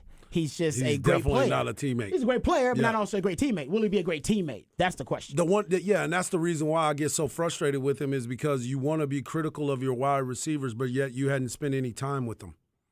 You didn't spend any offseason time with them, but you're mad at them because they're not getting the right depths on the route or they're not running the right calls for you, and they don't know exactly what your hand signals make. That's why he wants to bring in a guy like Allen Lazard. That's why he wanted to bring in Randall Cobb, guys that he had experience with, because I don't have to go to work with them. I know where they're going to be. Well, no, this is a different type of situation. And I promise you this, Garrett Wilson doesn't seem like a guy that's going to hold his tongue because he wants to be great. So he already proved himself as a rookie of the year with 3-4 different quarterbacks this past year as the wide receiver. So now you're going to look at it and you're going to have a guy like Aaron Rodgers that Garrett Wilson wants to be elite level type of player. So he's going to expect as much as Aaron's going to expect from him. I think Garrett is going to expect the same from him as well. That's a good point, and I can't wait. So I think that's a really good point you made, though, about the mini camps. If he's not there for the mini camps, I think we already know he's trending the wrong way. Exactly. He's and trending New York toward being is not selfish. going to let it easy. This ain't Green Bay media. I think he will show up for the mini camps this year. I hope so. Like I said, if you look at the history of Aaron Rodgers, all right, and like a lot of GOATs out there, he's at his best when basically everybody's counting him out, when he believes that he's been slighted or disrespected in some way. And I'm not saying that this stuff actually exists, but we know from the documentary, The Last Dance, that the GOAT, Michael Jordan, made up all imaginary slights and made up all types of different basically different levels of disrespect from his opponents, which may or may not have been true, just to motivate himself, just to intrinsically motivate himself. And I do think Aaron Rodgers has some of that, where he believes that people are counting him out, and he believes that he's now been disrespected for some reason. It happened after they drafted Jordan Love. He wins the MVP. All right, he had been on the downward spiral, if you will, for a while. He had been trending down as a quarterback for a while, and then they drafted a quarterback, and he was motivated because he thought, oh, you guys already think I'm done? You drafting this young buck to replace me? Motivated Aaron Rodgers was an basically all-pro Aaron Rodgers. And then going back to when he was drafted initially, remember, he drops in the draft. He thought he deserved to be drafted high in the lottery, basically, of the NFL. He dropped to, was it 26 or something like that? He dropped deep in the draft, and he let that chip on his shoulder become a boulder. For a year and a half, 2 years, while he sat on the bench. believe. And by the way, Brett Favre also fed just because Brett Favre didn't like him either. Remember, Brett Favre famously said, "I'm not here to groom that guy. I'm not here to mentor him. I'm here to keep my damn job." That upset Aaron Rodgers even more. And then he also had a very kind of similar relationship with Jordan Love. I'm sure he was a little bit more amicable than Brett Favre, but he wasn't doing Jordan Love any favors. He was trying to keep his job and prove that to the world that he was still an all-pro caliber quarterback. So if you go look at it, he's had his best years as a player, arguably, when everybody's when everybody's been counting him out. And I think you may get one more good one from him. But I think Hart is right. If he doesn't show up for the mini camps, I wouldn't bet on it. Right. If he doesn't show up for the mini camps, I wouldn't bet on it. And that's why I believe that if he doesn't show up for the mini camps, that New York media is not going to put up with it because right now there's a bunch of fanfare. It's the big talking point. We've been waiting on it this entire offseason. It was not a matter of not matter if, it was a matter of when. We've already done the win. Now I need to see if you're going to go win, and that's going to be the most important part. The Jets, how about this? They're going to pay Rodgers. It's basically going to pick up his guaranteed option as a bonus. So basically, the $58.3 million is going to convert. They're going to convert it to a signing bonus. And this was from Ian Rappaport, creating $43 million in cap space. And he's only going to have a $15.7 million cap hit. That's why you do what you do, man. To Patrick's cash over cap point, I mean, they're figuring, hey, man, let's just pay him the money in cash. He might retire next year anyway. We might not even, let's not even have any essentially money left on the books for Aaron Rodgers. We can just get it all out of the way and create cap space this year since we're going all in now. We got a clear cap room in a couple of years because Garrett Wilson and Breece Hall and Sauce Gardner and all these guys, contracts will come up sooner rather than later. And we're going to have to start looking into signing the guys that we've built this team with so that we don't fall into the abyss when Aaron Rodgers does leave. Yep. Yeah, it goes to show. We said this about the salary cap. I mean, some people would say that the salary cap doesn't really exist. That it's kind of it's basically not a figment of the NFL's imagination, but it is not necessarily real. That there are all types of ways to manipulate it. Manipulate is actually probably considered to be against the CBA. Maneuver is probably the ways you want to use. It's like tax avoidance and tax evasion. But there's no doubt that some capologists in the NFL are way savvier at maneuvering the salary cap because that's a savvy move right there. They're going to create $43 million in cap space after acquiring Aaron Rodgers. It's the same thing happened with Philadelphia and that contract with Jalen Hurts. They did the same type of thing. Remember, we started talking about this cap hit that Jalen Hurts had because it was reported by Adam Schefter that $255 million extension over 4 years, basically that the salary cap numbers for the next 4 years for them. He said it was going to be 6.1 in 2023, 13.5 in 2024, 21 in 2025, and 31 in 2026. And people are thinking, how the hell do you maneuver the cap that way? Yeah. But according to Adam Schefter, that's exactly what it is. Essentially, Jalen Hurts' cap hits over the next 4 years are less than Daniel Jones' cap hits. Daniel Jones' cap hits in 2023, $21 million. 2024, $45 million. 2025, $39 million. 2026, $56 million. Like I said, some guys just know how to maneuver the salary cap better than others. That's the beautiful part about it. Don't manipulate it, maneuver it, and that is unbelievable. Think about this. Here are the cap hits over the next 2 seasons, right? Patrick Mahomes, $86.4 million. Dak Prescott, $86.3 million. Deshaun Watson, $83 million. Matt Stafford, $69 million. Josh Allen, $65 million. Kyler Murray, $67 million. Daniel Jones, $66 million. Jalen Hurts, $20 million. Mm-hmm. That knows how to work. Find you somebody out there that knows how to maneuver the salary cap, all right? Or not manipulate, maneuver. And, man, if you can find somebody that can do it as well as Howie Roseman does it, or even what the Jets just did, that's just brilliant. I still don't know how Howie Roseman did it. Like, I still don't know. Nobody does. Nobody does. Nobody does. The capologists at Spot Track? Spot Track, yeah. Even they were stupefied. They were like, we don't know how the hell Howie Roseman's doing this. This doesn't even make sense. The numbers don't work. Right. That guy's a magician when it comes to the salary cap. I wish he could do my taxes. Man, I need him too because I pay too much. For real. Let's talk about the Texans here, gentlemen, because they are a big wild card, and we know the Texans like Will Levis because a lot of the reports out there have said the Texans do like Will Levis. You know, whether they love Will Levis or not, they do like him. And we know the silly season now may be at its peak, guys, because there are all types of rumors and different stories out there. So Patrick sent me this. This comes from Sports Illustrated, so this is about as legit as you can get. So a random Reddit post basically has skyrocketed the Will Levis stock. Ridiculous. Or at least his odds of being drafted second in the NFL draft. So how about this? Levis's odds to go number 1 overall to the Panthers shortened from plus 4,000 to plus 600 Tuesday morning at the SI Sportsbook, a dramatic shift that appears to be in response to a Reddit rumor. Accordingly, his odds to go second cooled marginally from minus 133 to plus 100.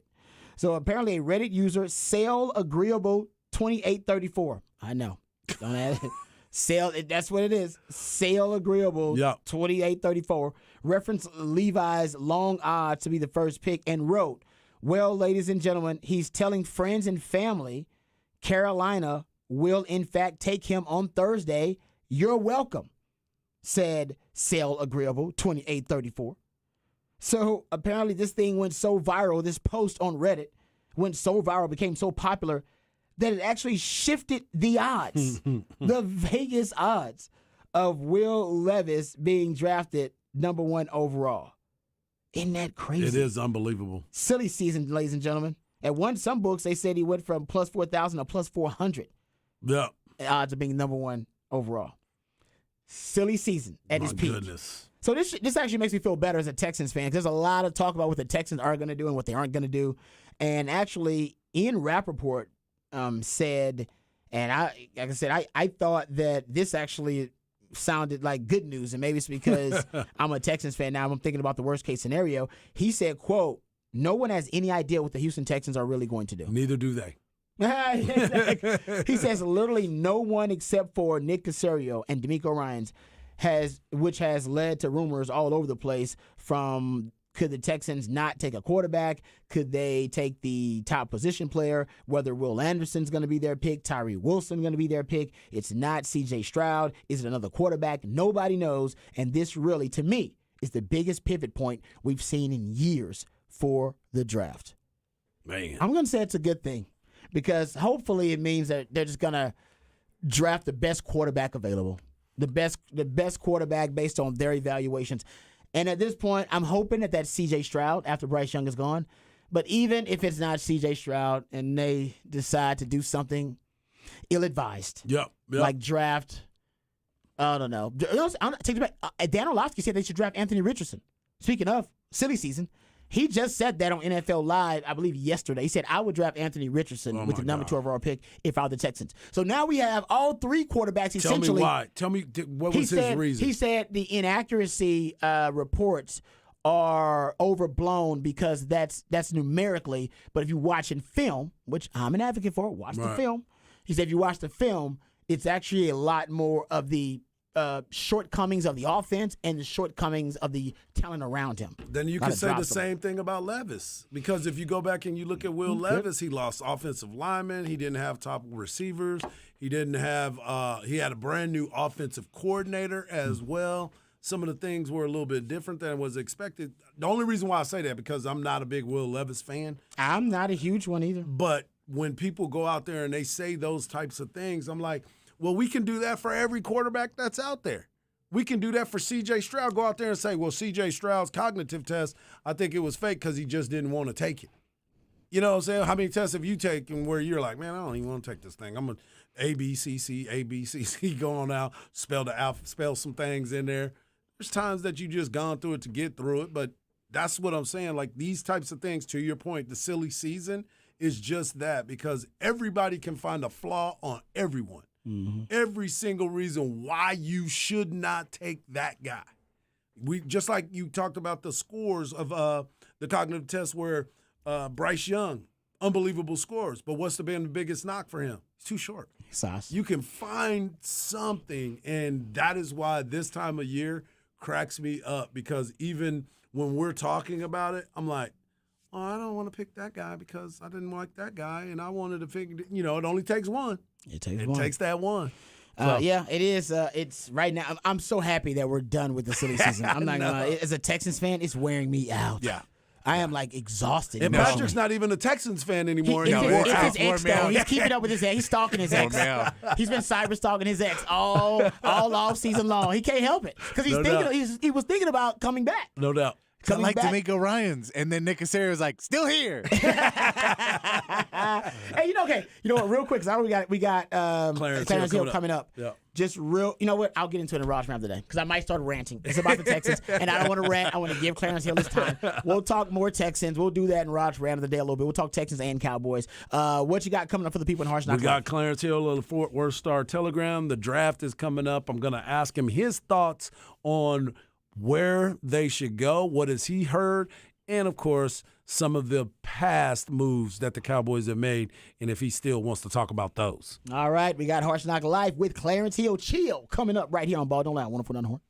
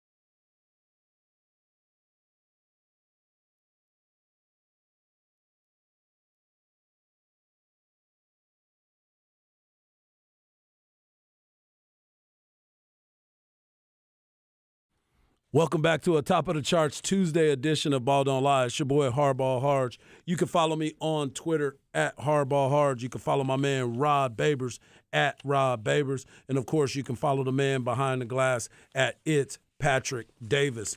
And joining us on the Vaqueros Cafe and Cantina hotline, I was going to let y'all be a part of the Specs text line, but not right now. But I'll give it to you anyway. 512-337-3776. And joining us right now on the Vaqueros Cafe and Cantina hotline is a man that is pretty known around here on the 40 acres. My man went to the University of Texas. He's a proud Longhorn. I've actually watched a game with him where we both lost our mind watching the game before. But you can follow all of his work at Clarence Hill Jr. on Twitter, and he's also part of the Fort Worth Star-Telegram. It's my man Clarence Chill Hill. Clarence, what's going on, brother? What's up, fellas? How y'all doing today? We're Doing good, great, man. Chill. It's that time of the year where everybody, we've been calling it silly season. We're getting all kinds of information on players and their scores on cognitive tests and who is moving up the charts, who is moving down the charts. This is the craziest time of the year. And let's be honest, there are no for sure things in the draft, but why is it at this time, Chill, that this is where people start to nitpick and go crazy every single time? Because it's so important, and so you got to analyze everything. And people, they go through everybody with a fine-tooth comb.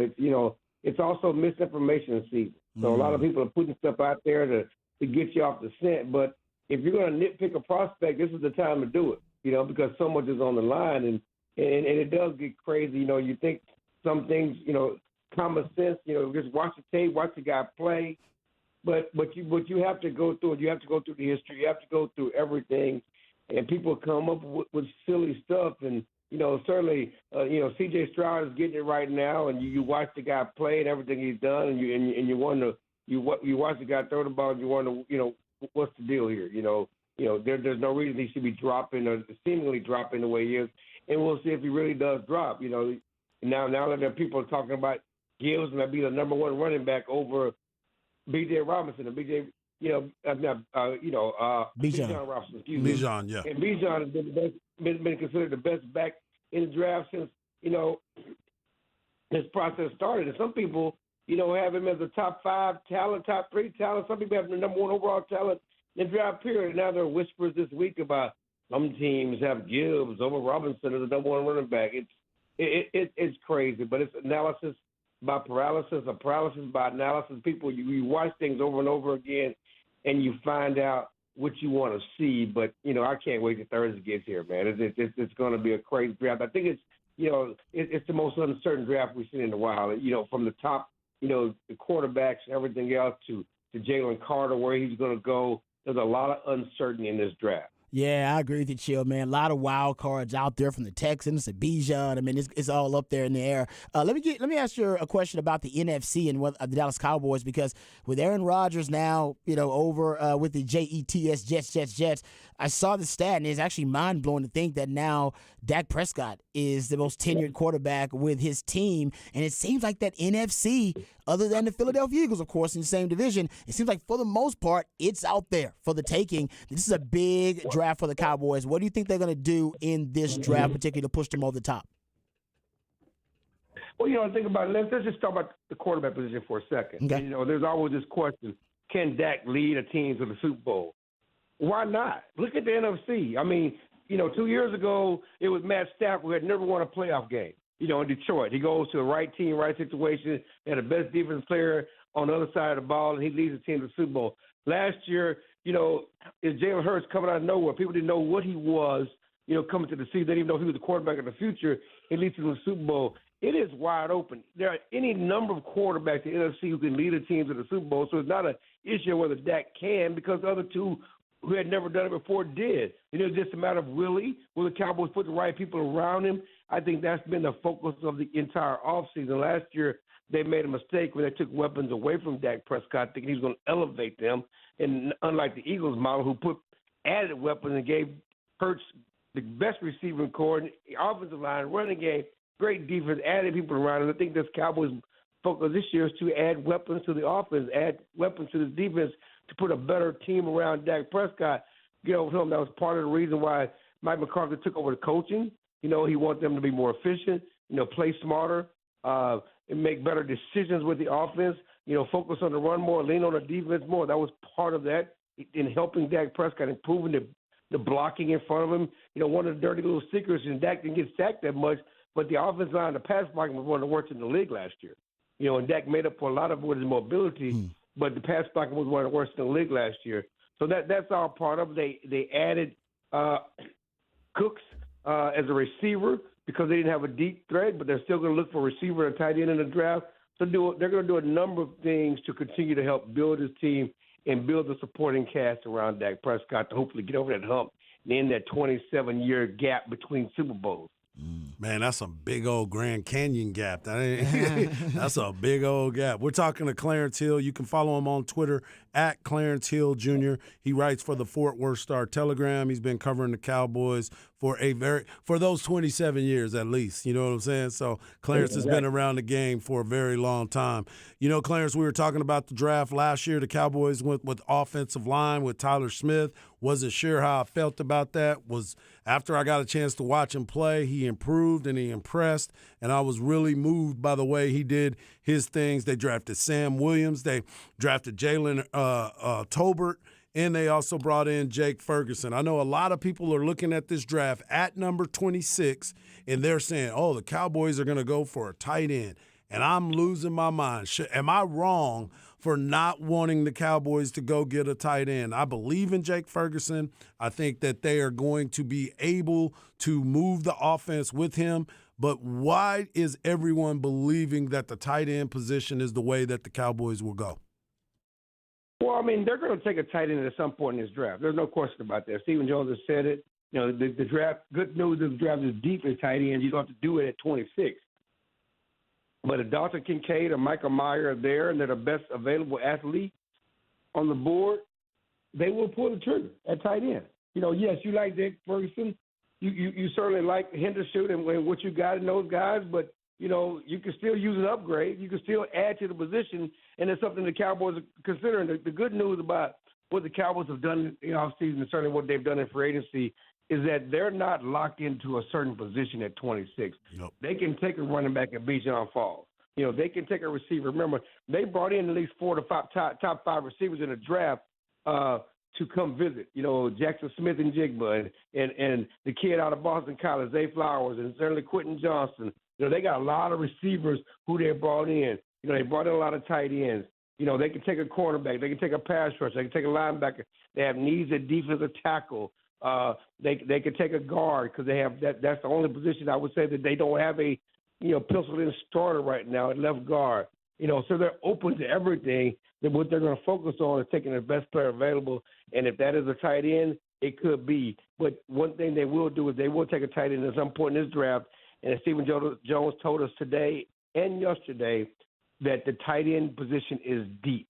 And so it could be round 1, it could be round 4, but there will be a tight end taken by the Cowboys at some point. Yeah, it's definitely one of the deepest tight end drafts we've had in the last 5 or 6 years or so. Let me ask you about a comment that was made from Mike McCarthy, Chill, that really kind of sent shockwaves throughout the Dallas Cowboys fandom when he said he wants to run the ball more, that actually scoring points, not his top priority, but winning games by running the football. Obviously, I'm paraphrasing, not word for word, but they got to get a running back. That's the case. I know they got Ronald Jones. I know they got Tony Pollard still recovering from the injury. I know they got some guys, but it's definitely going to be another position they're going to target here in the draft. What round do you think they're going to get that running back, and what running backs have you seen or at least heard the Cowboys might be interested in?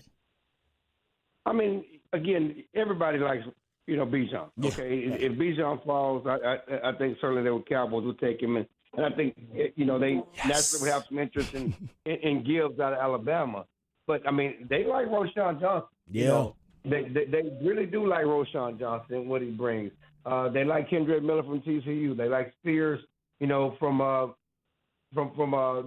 Tulane. Yeah. And certainly they like your I can't even think of his name. I just wrote it down. The kid that transferred from TCU to Zach Evans, Mississippi State. Zach Evans. Huh? Zach Evans. Yep. Zach Evans. They brought him in to visit. You know, they like Zach Evans, but you know, again, as we've seen, you can get a good running back second, third, or fourth round. I mean, the Kansas City Chiefs won a Super Bowl last year with their best running back, seventh round pick, Pacheco. You know, and so they will take a running back. They do want to add to that position. They want a bigger back. They got Tony Pollard. They do want a bigger back, who can do some more of the inside stuff like Zeke did.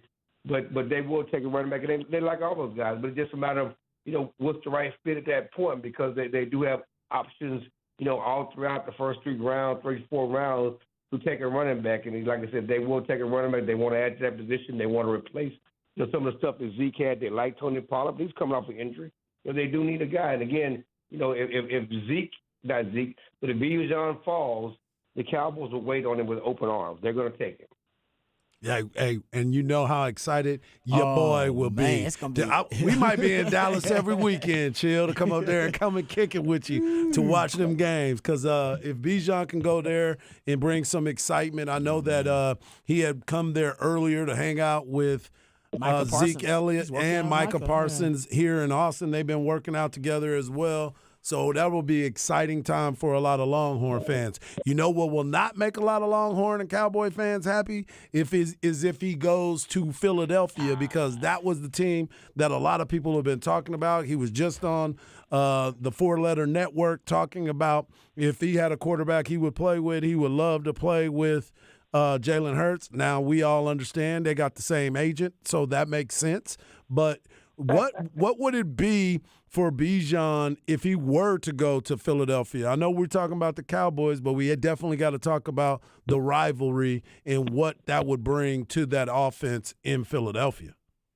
Yeah, let's just go through it. I'm looking at his draft. I'm looking at, I hate these draft nicks who talk about the devaluation of running back. You can't take Bijan that high and all that other stuff. Bijan is a weapon. He's not just a running back. He's a weapon. He's going to make your team better. Now, look at the draft, and I think he's an option at 8 for Atlanta. He's at 9 in Chicago. Certainly, we're going to talk about Philadelphia, but certainly he's an option there at 10 for Philadelphia. You look at the Patriots could take him. The Washington can take him. I look at Tampa Bay. They certainly could take him. He helped that quarterback. So there are a lot of options there. The Chargers could take him before he gets to the Cowboys. So, somebody's going to take him up before he falls to the Cowboys. But I've said this from the beginning. The Cowboys do not want Bijan in Philadelphia. To go with the running game they already have, with the quarterback they have, and Bijan is so good. Well, I think I read a stat or heard a stat today that he averaged 10 yards to carry in the zone read in college. Well, add him with Jalen Hurts in that zone read and what he would look like, what Hurts would look like running that zone read in Philadelphia. That's scary. And for teams that talk about you don't want a running back because he's not a 10-year player, well, the Eagles are a team that's ready to win now. And if you're going to take a running back who's going to be at the prime of his career, at the start of his career, to add what you got and get you over the top, it's Bijan Robinson. It's the Eagles who can do that because they went to the Super Bowl last year, and they're certainly a contender to go back again. You had Bijan and what they already did, certainly with Jalen Hurts, with that running game. They had the number one rushing offense in the NFL last year. Adding Bijan would just be scary for Cowboys and fans and certainly everybody in the NFC because the Eagles will be a dominant team for years to come. Yeah, unfortunately, I think we all agree with you. 100%. With you, no doubt about it. Let me ask you about the defense, particularly because this offseason, the Cowboys kind of acted and was a little out of character for the Cowboys. And, signing Donovan Wilson, investing in a safety position, which they haven't really done as often. But now it seems like Dan Quinn, his influence, Leighton Vander Esch being signed in the offseason as well. Obviously, the Stephon Gilmore trade. Was this a Dan Quinn influenced offseason, in your opinion? Both. It's one thing that Mike McCarthy, we talked about running the ball more. He's talking about leaning on that defense, trusting that defense and leaning to their strength. And they believe the strength of this team right now is that defense, and that's part of it. I think that they felt, yes, they scored a lot of points in the past, but they were too reckless at times with decisions and how they handled the clock and different things like that. They cost them lose games certainly late last year. But, yeah, Dan Quinn, they want to keep what's strong, and they're going to certainly try to add to what Dan Quinn has done in their defense. As you talk about, certainly going and get the cornerback Stephon Gilmore, to really solidify that side of the field to what they already had with Diggs on the other side of the field. Certainly they comfort themselves with bringing back Leighton Vander Esch, linebacker, They got the three-headed safety, big nickel, what they call it, the safety thing. That's basically their base defense. Those three safeties, and that's part of to go with Micah Parsons. So they can still continue to add to that defense, whether it's a cornerback, because Gilmore's only on a one-year deal, defensive end, pass rusher, adding some more depth at the linebacker position, because, you still have the injury question with Leighton Vander Esch. All that's on the table. But, yeah, Dan Quinn is a big part of what they want to do, what they're trying to do. They think this defense is the top 10, top 5 defense in the league, and they want to add to it. Before we let you go, Chill, I just wanted to ask you, they went out and got Brandon Cooks at the wide receiver position. He's the one that we are talking about stretching the field, and you talked about the weapons and going out and bringing in more weapons.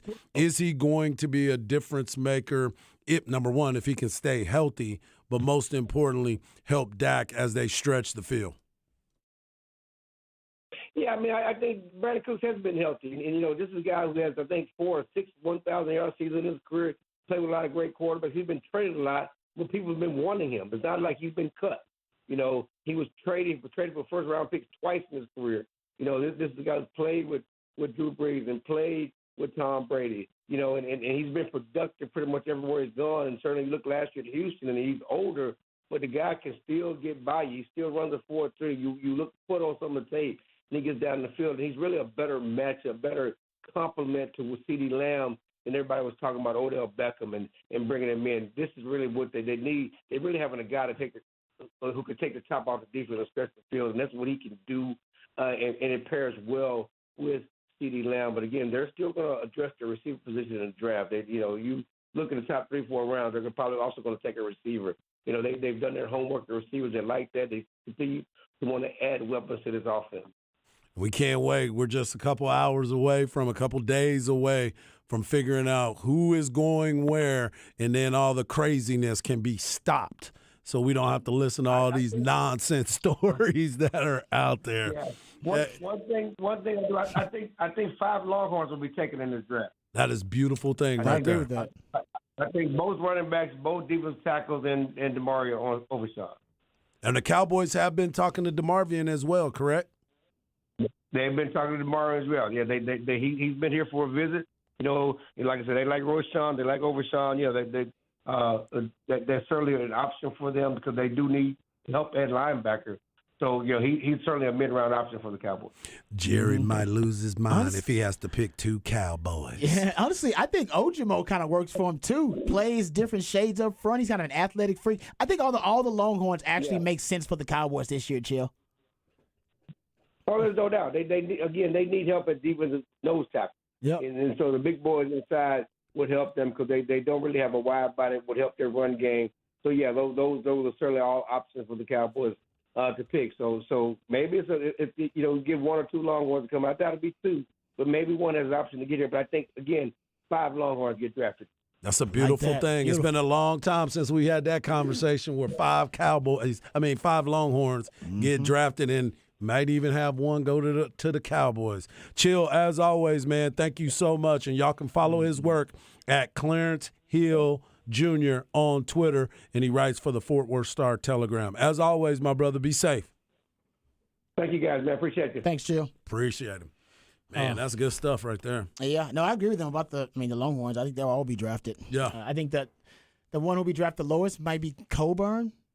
But it's not. I don't think it's disrespect to Coburn. I just think because of his position and the value of it, that they can pick those positions a little bit later. But I think he makes a roster. In the NFL for sure. Because everybody needs a Coburn. Oh my goodness. All right, so good stuff there from Chill and Hard Knock Life. We'll come back. We'll get into Off the Record on the other side right here on Ball Don't Lie. 104.9 The Horn.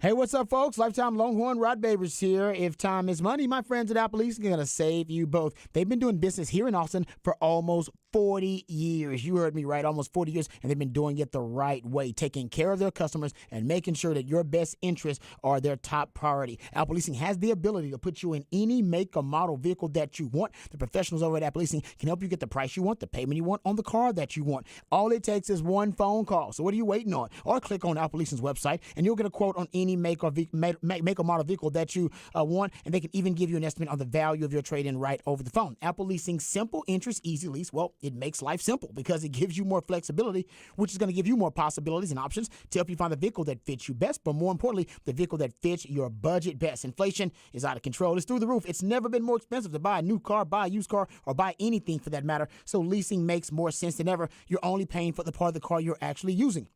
So call Apple Leasing today, 512-346-9977, and let them see how much money they can save you. They get all the same discounts, all the same incentives that the dealers do, except my friends at Apple Leasing, they pass those savings right on to you, the customer. So give them a call, 512-346-9977. That's 512-346-9977, or visit appleleasing.com. That's appleleasing.com.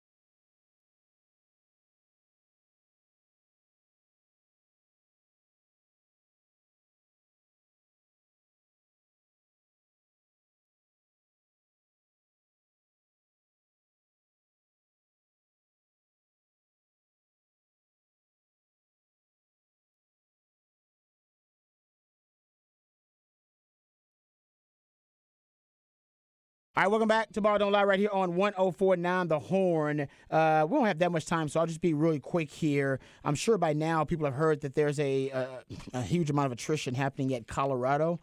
So the latest, and I got it from several different sources. So they had their spring game this past weekend. One of the Colorado receivers, Montana Lemonious Craig, great name. God, that's an awesome name. That is dope. Montana Lemonious Craig. Oh, well done, parents. Well done there. He had the best game out of any of the players for Colorado. He had 3 receptions, 154 receiving yards, and a touchdown. Hit the transfer portal right after the spring game. Within 24 hours of the spring game, he hit the transfer portal. And Harsh, 18 players. He was joined by 17 others. 18 total to hit the transfer portal for Colorado post-spring game. In total, there have been 31 players since the spring transfer window opened that have hit the transfer portal. That was April 15th. And in all, since Deion's hire, there have been 41. Yes, 41 players who have hit the transfer portal for the Colorado Buffaloes. And it also says here total, if you want to add up all the totals of transfer portal windows, the guys since Deion took over. This comes from Max Olson. He's saying that now, basically prior to last Thursday, they had 23 players that hit the portal, and now with all the news, they basically have a total of 40 players that have hit the transfer portal. And if you're counting the scholarship players from last year's 1-11 roster, 63 of the 83 scholarship players have hit the transfer portal. My goodness. Woo-wee. Well, they were 1-11. Some of them some of them needed to be in a transfer portal. Some of them needed to figure out what they wanted to do extra. And if you got a chance to watch some of the highlights, man, they were real light in the caboose. You know what I'm saying? They didn't look like they didn't look like athletes that we've seen elsewhere. Let's just say that. You get a chance to flip through the TV and you start looking at Georgia's spring game, Alabama's spring game, and you're like, wait, and then you click on Colorado's, you're like, they don't look the same. Yeah, and attrition is not only expected these days, it's welcomed from a lot of universities because they want to upgrade the roster and churn out that talent at the bottom of their roster. But I will admit that's a lot of attrition. That's a mass exodus. That is. But Deion, remember, there's video of him saying most of y'all going to be in the transfer portal, challenging guys to get in the transfer portal and get off his roster. Well, be careful what you wish for. So I'm assuming Deion has a plan. Let's hope. Why else would you? Why else would you be demanding guys get in the transfer portal and then be scared when they get in the transfer portal? No. So listen, he's obviously brought a lot of attention. Their spring game was on ESPN. They sold out of season tickets for the first time in forever at Colorado. And he sold, I think, 45,000 tickets for the spring game alone. Wow. So I mean, they're okay.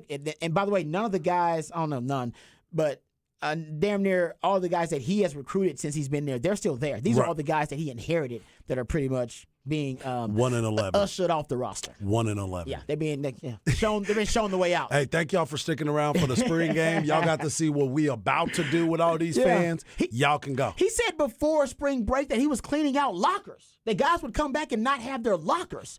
So I don't people like, man, this is crazy. He invited this. Yes. So I'm assuming this is all part of Deion's plan. Yep. I still got faith in Deion, but I will admit it's either gonna be a parade or he's gonna be basically ushered out of town. So he's going to be ran out of hoisted town. on somebody's shoulders, whether it's good or bad. Pretty They're going much, to be carrying him out of town They're or gonna- carrying him center. They're going to carry him out of town or he's going to get carried out of town. It's gonna be parade or they're gonna run him out of town. I don't know which one. It's gonna be all nothing. There's no middle Keep them ground here. cowboy hats on and them boots. He did look clean. Yeah, he did. That boy always looked always was clean. I was wearing my prime pullover this weekend. And they did sign a $30 million deal, so Prime gonna be fine. He's going to be fine. Prime gonna be fine. I sound like Deion, though. You did. You did. All right, we'll come back. God bless you.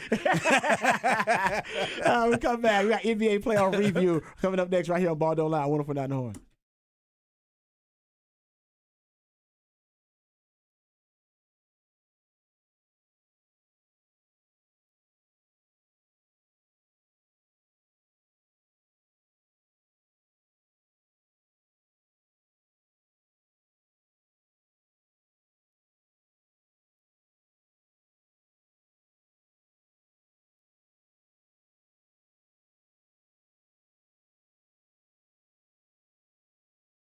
Hey, what's up, folks? Lifetime Longhorn Rod Babers here. We know that Austin is a beautiful city thanks in no small part to the skilled craftsmanship of Iron Workers Local Union 482.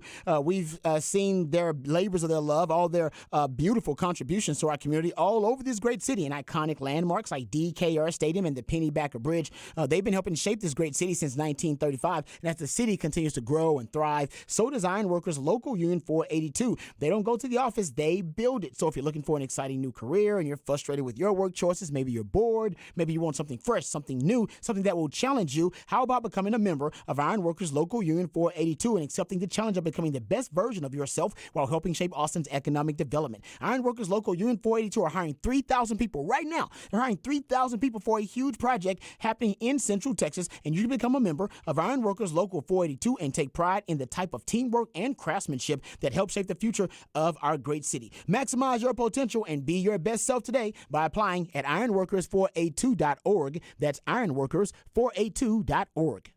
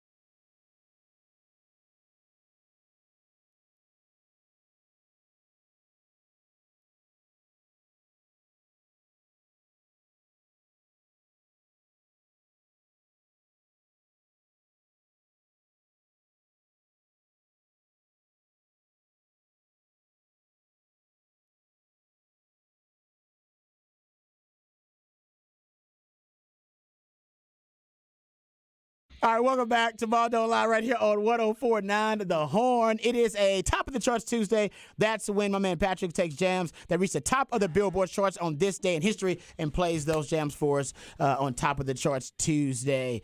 Great jam right here.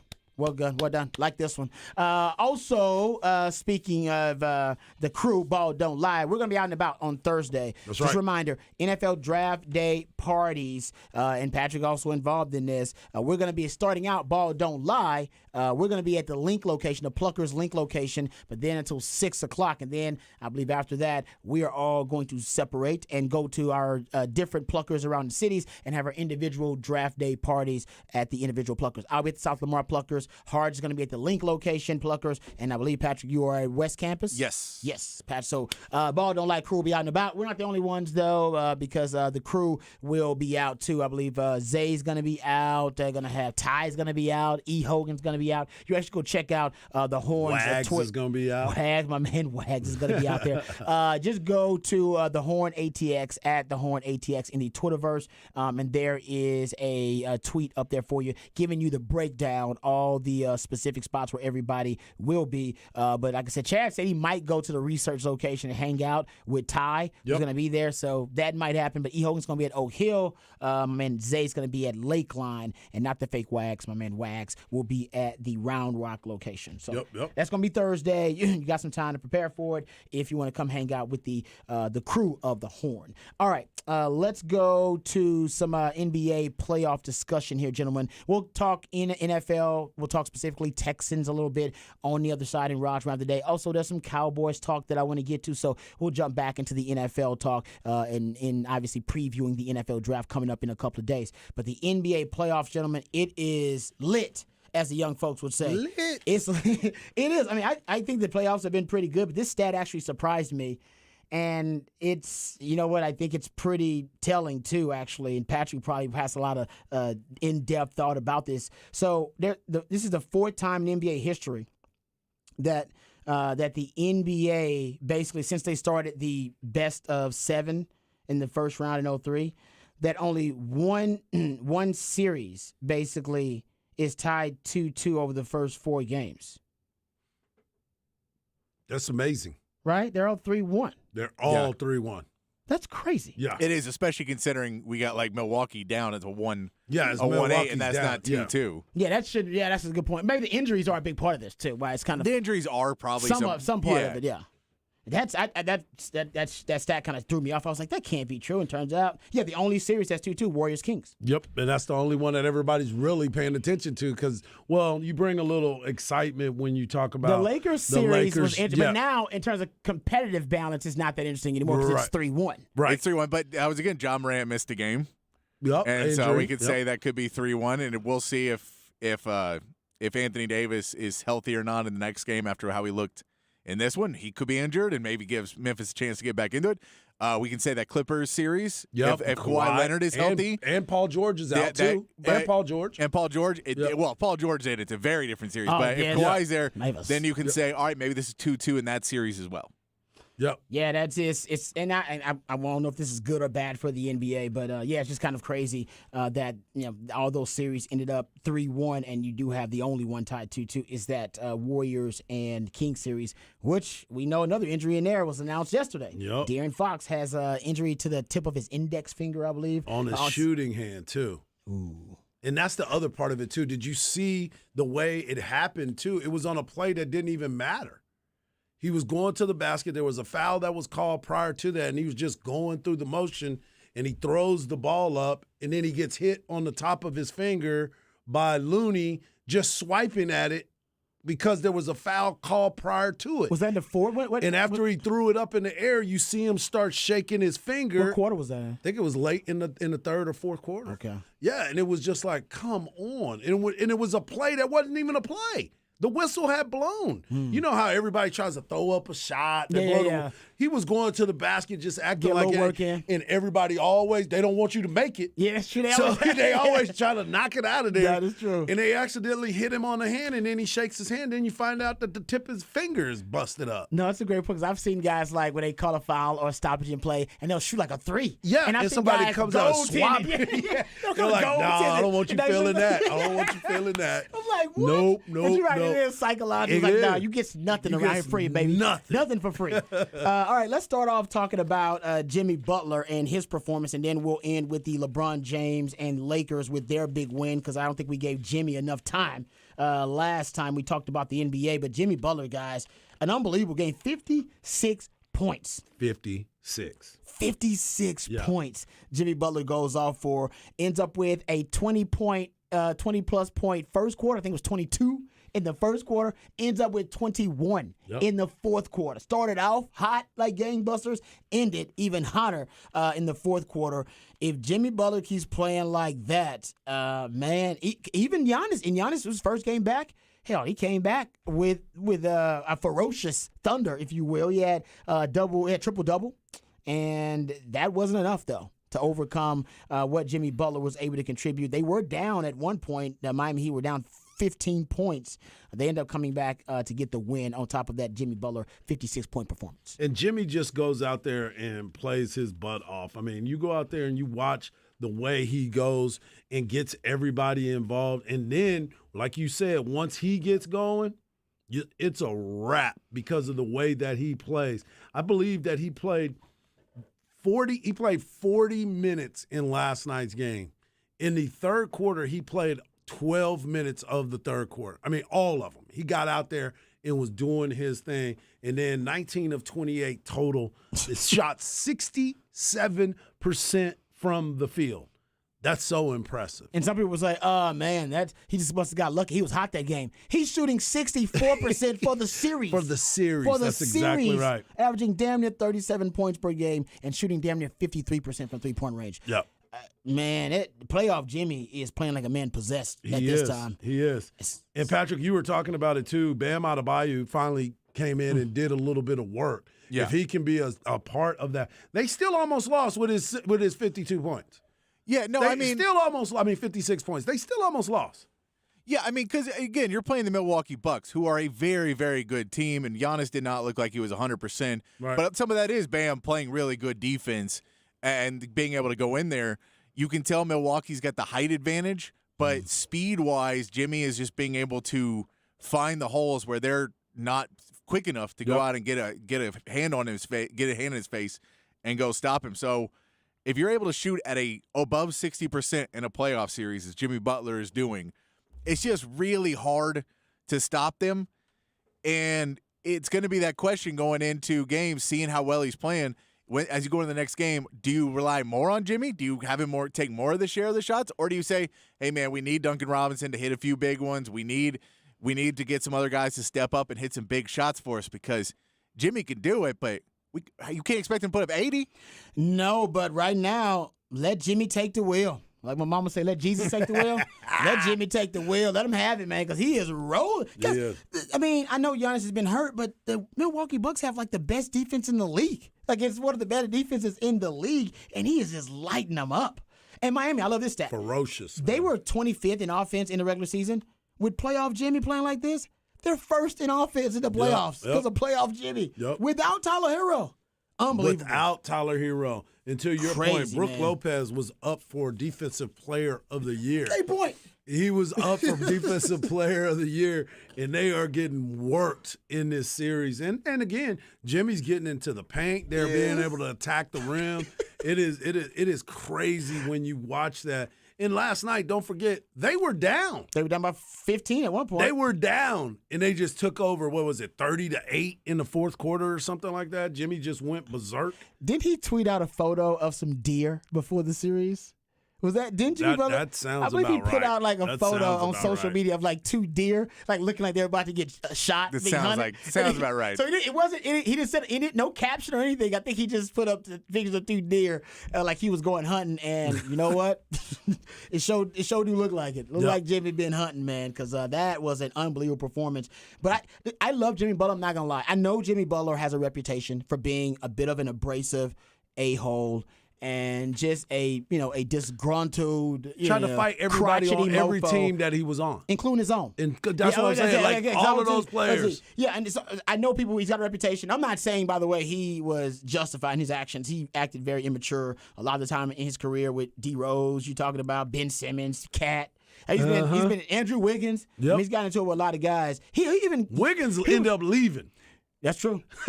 Wiggins ended up leaving. Honestly, but was he? You got this. He got into it with Eric Spoelstra too. He did. Earlier Remember, this they were gonna year. fight? Yeah, exactly. They were gonna fight too. Udonis was like, man, you need to chill. You don't want to fight Udonis. He's the OG. But when he's got a chip on his shoulder and he's got something to prove, oh man. Yeah, I think that players poll that came out and called him overrated. Yeah, got I him think that motivated. conversation that went Right. around, I think that may have sparked him a little bit too. that athletic survey we read the other Yeah. week, you did say that Jimmy Butler was one of them over. It's like, yeah, why? It was like Trae Young. He was up there with Trae Young and other guys.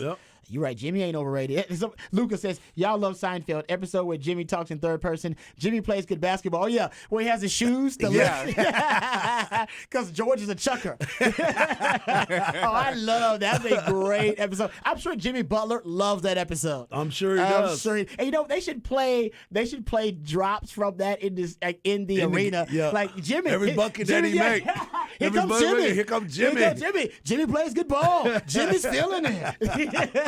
Love it. Oh, that's great. All right. Love it. Let's talk about LeBron, gentlemen, because if anybody was feeling it as much as Jimmy was this past weekend, it was Bron. And this was one for the ages, gentlemen. This was one for the ages for LeBron. This is actually a legacy series for him. And I'll give Dylan Brooks some credit because I don't know if it was going to be considered a legacy series for him if Dylan Brooks didn't turn into a de facto villain by absurdly talking trash and turning his post-game interviews into a kind of a WWE promo. But he did call LeBron James old, and since he called LeBron James old, let's just say he's had some tough times. He's only scored 18 points since then. 7 of 23, 2 of 13 or 3-point range. His team is 0 for 2 since then. And how about this little stat? He is now shooting the lowest percentage of any player in the NBA.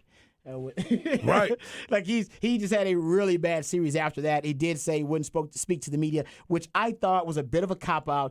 If you're going to be a villain, embrace the villain. You don't break character. He should have went there after LeBron James, lit him up. LeBron James had, 20 points, so 22 points, 20 rebounds, 7 assists, 2 block shots, only 1 turnover, was +8 in those 45 minutes and hit the game-tying shot to send it to overtime and then hit the game-winning shot to win it for his team. After all that, basically, Dylan decided he did not want to speak to the media after Game 4, and I thought he should have said something. Hey, man, be self-deprecating. Talk bad on yourself. Say, you know what, I told you he wasn't going to get 40, and then keep it moving. And then everybody be like, ha, that guy's a great sense of humor. He was joking the whole time. No big deal. Now, it just makes him seem kind of cowardice. Don't run from it. He got my man out there experimenting in the fountain of youth.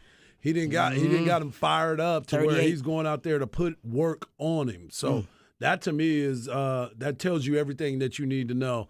Dylan Brooks has now become one of the biggest villains. And he said, man, it's crazy that these fans keep putting me in this situation, trying to build me as this villain. That's not who I'm trying to be. I'm like, dude, you created this. You walk into the arena with no shirt on, the big glasses, braided up, talking trash. His braids are clean, though. Them blades are The pretty braids tight. are clean. My wife was like, his braids are nice. Did you see Josh Hart's? Yeah, he had the New York in the middle of it. Yeah, that was some good. Yeah, they got some good braiders. I mean, you got to have two women, two ladies braiding your stuff at the same time. All you gotta do is ask Lou Williams. 2 chicks at the same time, man. Lou Williams, baby. You know what I'm saying? No doubt. But yeah, Dylan Brooks right now among players this postseason with at least 40 field goal attempts. He's last in points, second to last in field goal percentage, tied for last in rebounds, third to last in assists, second to last in steals, and tied for last in blocks, win shares, and tied for the most ejections. Not a good series for them. No, do you think they went back to the locker room too, and the rest of the team's like, no, go ahead, go piss him off some more. No, it's not like he's hitting game winners on us or anything. Seriously, come on. You really? I mean, this kind of goes to and Hard. You brought it up. You said you want LeBron to go for 40. I did. But you said he's not going to do that. He's just going to go and do what he Play thinks is best for the basketball. team. That's right. And that's exactly what he did. That's exactly Ended what up he with did. a 22 points and 20 rebounds. Hey, so he went 20-20, so that equals 40. So you got to give it to him one way or another. And when it came down to I gotta hit this, Yes. he went right at Dylan Brooks. He sure did. Yeah, that was ironic. And Dylan Brooks looked like he had no answer. Yeah, He he did did not. He did not. Yeah, that, you know what? That goes to LeBron, the clutch gene that LeBron has. And I know this is not a talking point for LeBron haters anymore. It shouldn't be. I mean, some people may bring it up.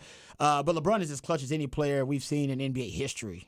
We can go to the other extreme on that narrative now. People used to say, oh, man, he doesn't have the clutch gene at all. I think now the stats would prove he actually may be one of the most clutch players ever. LeBron James now has 7 game-winning or game-tying shots in the final second of playoff games. No one else in the last 26 years, as far back as StatHead database goes, has more than 2. Yep. Yeah, he's 7 and 12. He is that dude, man. Yeah, he's 7 of 12, 58% in his career on game-tying / game-winning field goal attempts in the final second of a playoff game. For context, Kobe, Steph, KD, Kawhi, James Harden, Westbrook, Dirk, Wade, Duncan, shout out, happy B-Day, Jokic, T-Mac, Nash, any other legend MVP you can think of, they're all 6 of 50, which is 12%. 6 of 50. So, shout out to Nick Wright for those stats. Great stats there, too. Gotta love him. He's clutch. He's letting you know that whatever it is you talking about me, don't worry about me because I'm going to get me. Man, if you're the Lakers, you got to try to replicate this. You got to find some way to get the opposing team to talk trash on LeBron every series. Yep. Don't you have to try to do this? Michael Jordan was self-motivating himself because people weren't talking to him in a restaurant that didn't see him. you, whatever that inner monster is in you and whatever helps you get to that place, get there. Because this right here, it ain't going to put you past Mike because people already are in their mind. But when you watch it and you see him, I was tripping off of the fact that he did a reverse dunk in the middle of the lane like it was nothing. He's 38 years old. He's been in the league for 20 years, and he's playing like he can play for 4 more years.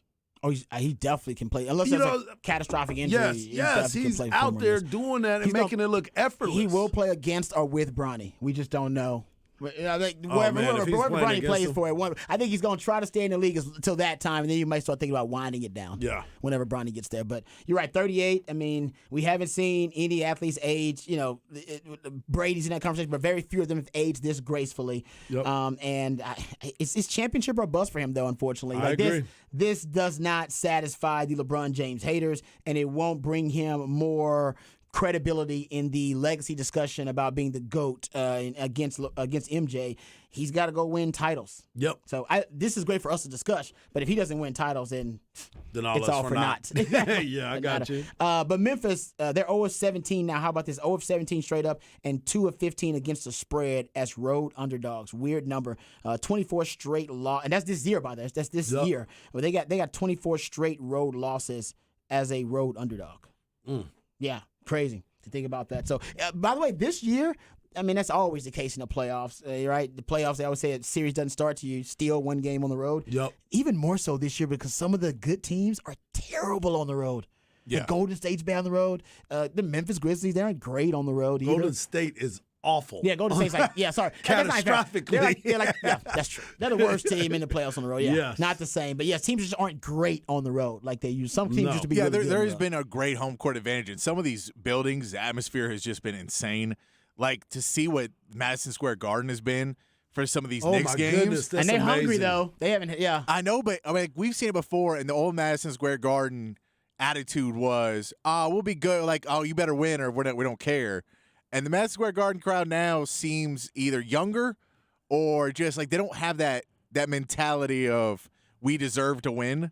But they're coming at it hyped. I think it's because they hadn't been there in a while. Now Yeah. they're like Texas fans. They're like, man, we took that stuff. We took those Mac years for granted. Yep. We go to a bowl game. We all going. We got to make sure we get to this bowl game. We might not have another one. So I think they're grateful. And yeah, you got some fan bases who haven't experienced success like the Sacramento's another one. So I'm sure there's a rabid fan base too. All right, so we'll get to some more NBA news, notes, and nuggets before we get out of here because we'll get into some predictions for the games coming up tonight. But coming up on the other side, Raj round the day, we go back to the NFL. Guys, the Texans tweeted out. They tweeted out like what was supposed to be like a motivational quote. Oh my goodness. And honestly, it just brought me anxiety. And I think it's them trying to cover up some of the bad decisions, the ill-advised moves that they've made recently. But this quote, I got to tell you, it was eerie. All right, and considering what they've gone through and to me, it just shows you they're not whoever posted it, and it's not Nick Caserio posting on Twitter, but they have a lack of awareness about the recent history of this organization to post a quote like this. I will discuss it when we come back. We'll also get into a little Cowboys conversation. All that and more right here on Ball Don't Lie on 104.9 The Horn.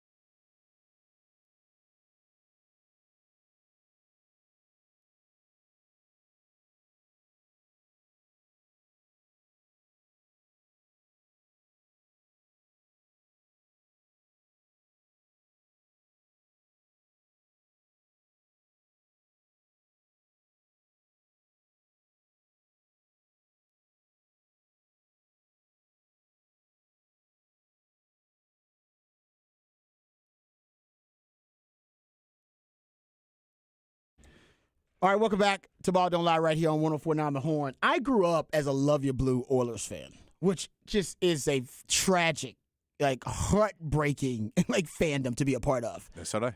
Exactly, right? It just was. And I, obviously I'm not that old. I'm, in my early 40s. And, I remember the comeback against Buffalo in the playoffs, the comeback against Houston in the playoffs by Buffalo, by Frank Reich, the backup quarterback. Still remember how heartbreaking and tragic that was. I remember when the next year, actually, the Oilers had a better team.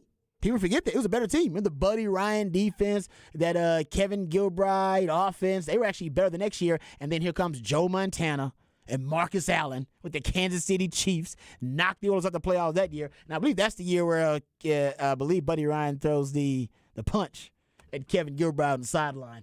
Just kind of add, just add to the dysfunction of the Love Your Blue. But still, Love Your Blue fan. And then the Oilers leave. That's tragic. That's heartbreaking. And then you get the Texans. Then you get the Texans. And there was so much optimism around the Texans, even though there's a lot of bad blood. Them moving the team and taking the trademark and taking all the stats and taking all the copyright stuff from the Oilers. That was tough, but the city got over it, built the new stadium, and of course we get to Houston, Texas. And their inaugural season, they actually beat the Dallas Cowboys and made Jerry Jones cry. One of the 4 times. Me too. Yes. Exactly. Made me cry too. It was one of the few times, maybe it's 5 times Jerry Jones has said he's cried over a football game as owner of the Cowboys. And one of them, Houston Texans inaugural season, beating Jerry Jones. And he cried like a baby. Beautiful. It's a beautiful thing. So he started out pretty good. But then everything down after that has pretty much been downhill. Hell, even the Deshaun Watson stuff was tragic. Remember, at one point, the Texans are up in the playoffs, 24 points on the Kansas City Chiefs in the first quarter. For one moment, and one moment only. Yeah, by halftime, the Chiefs were leading already. Out of there. That is true. That's actually true. But how about this? Of all the double, if you look at it in the NFL, in the history of the NFL, and you look at comebacks when teams were down at least 21 points or more. Mm-hmm. 21 points or more in the playoffs. I believe the Texans are the only team to not only give up the lead and lose a game where they were up by 21 plus points in the playoffs, but they're the only team in NFL history that was losing by halftime already. They're the only team in history that lost but was losing already by halftime. So it was the blowout. How'd you get blown out when you were up? Yeah, by you're 21 supposed to be the winner. You're supposed to be the blowout. Yeah. All right? Anyway, getting back to it. So the Texans have been a bit of a dumpster fire and a fuster cluck of a franchise recently. And with Nick Caserio taking over and with DeMeco Ryans now as the new head coach, optimism is now brewing. But the Texans are doing as much as they possibly can to try to kill and to try to squash all that optimism. And they put out a quote recently amidst all of the uncertainty about what they're going to do in the NFL draft. They put out a quote. And the quote was from their social media accounts. And like I said, I don't know who put up the quote, but whoever put up the quote, it shows you they don't really have an awareness, right? Kind of a sense of the recent history of this organization, because it seemed a bit insensitive to the fans, and fans, they just went after the Texans. There was a ton of negative blowback on their social media about this quote, and the media, of course, had a lot of fun with the lack of self-awareness when it came to this tweet from the Texans. So I'll read it to you. Here's the tweet. It's supposed to be, I think, a motivational quote of some sort. Quote, "Failure is not an option. It's a necessity. Every misstep is a lesson learned. Every setback, a chance to grow stronger. Embrace the struggle and become unstoppable." Now, I do get the theme. I get the spirit of the quote. I understand that. But if you're paying attention to, and you're paying specific attention, right, to the recent history of the Texans, it would seem like the Texans are trying to justify their recent mistakes. And they've made a lot of them that have brought them to this point in time where they now have the number 2 overall pick when they were supposed to have the number 1 overall pick. Now, A recent report from Adam Schefter, he was on a podcast, and he confirmed a report by Albert Breer that said the Texans were indeed close to getting the number 1 overall pick. They were actually really close to trading for the number 1 overall pick and getting it from the Bears, who obviously ended up trading it to the Carolina Panthers. They decided that whatever the price was, it was a little too steep for them, and they didn't want to pay the price. And I believe in the end, the Panthers gave up 2 firsts, 2 seconds, and a player. Was DJ Moore the player? Yes. And I'm sure they got something in exchange, but for the most part, that was it. Now, keep in mind, the Texans do own the most draft capital over the next 2 drafts. Actually, I went and saw a recent draft breakdown that said if you take this year's draft and next year's draft, the Texans actually have the most draft capital by a sizable margin. You got 2 firsts next year and 2 firsts this year. So they decided. And also remember that they were trying to move back 1 pick. Right. It was a 1 pick move, and then they were going to trade that pick to the Carolina Panthers to move back again. So the compensation is not exactly the same because you're talking about going from 1 to 2 and then 2 to 9. Wow. Yeah, exactly. There's and they a would lot. not be here. They wouldn't have had to even worry about any of this. This wouldn't even been a conversation. This would have been some hypothetical thought experiment we would have had just to pass the time if the Texans hadn't screwed up the tankathon. And guys, I went back to relive it because I'm a masochist. I went and watched it. I still have that last game. Deeper. I went You back and need watched to it. DVR and get it off of your DVR. I need to delete it because I'm just keeping painful memories up on my DVR like this. Guys, this is how painful it is. This is why I think the Texans, whoever put that quote up there, is just totally unaware of how the Texans got to this point of having the number 2 overall pick when they should have had the number 1 overall pick but lost the tankathon. Guys, think about how they lost the tankathon. People forget. Y'all must have forgot, as Roy Jones would say. Roy Jones? That last drive for the Texans, when they're down, I believe they're down 23 to 30, something like that. With last drive, I mean, they got a touchdown drive and they scored a touchdown, and they also get a 2-point conversion. On that last touchdown drive that they had, that would put them 2 points away, or a 2-point conversion away from winning the game. Guys, let's not forget, they converted a 4th and 12 on that last drive, and a 4th and 20 on that last drive. A 4th and 20. They converted a 4th and 12 and a 4th and 20. Both extremely low conversion odds at every level of football. Yet the football gods decided at that point the Angels would be with the Texans and would guide them to converting a 4th and 12 and a 4th and 20. Oh, by the way, they also converted a 3rd and 13. On the same drive. They converted a 3rd and 13, a 4th and 12, and a 4th and 20. Guys, they haven't been able. This was the worst offense in the league. and when they needed to be at their worst so that they could win the tankathon, they decided I want to be at my best. They want to shine. I want to be at my best. You wanted to shine then? What the hell? Yeah, Rod, they failed at failing. They failed at failing. And then, by the way, Patrick, after they scored a touchdown, after converting 3rd and 13, 4th and 12, and 4th and 20, the football gods gave them another chance to not screw it up because they had to convert a 2-point conversion, and they still converted the 2-point conversion.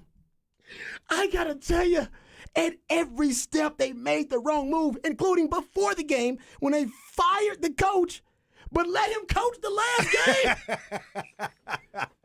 The guy that used to be the coach for the Bears, who got the number 1 overall pick.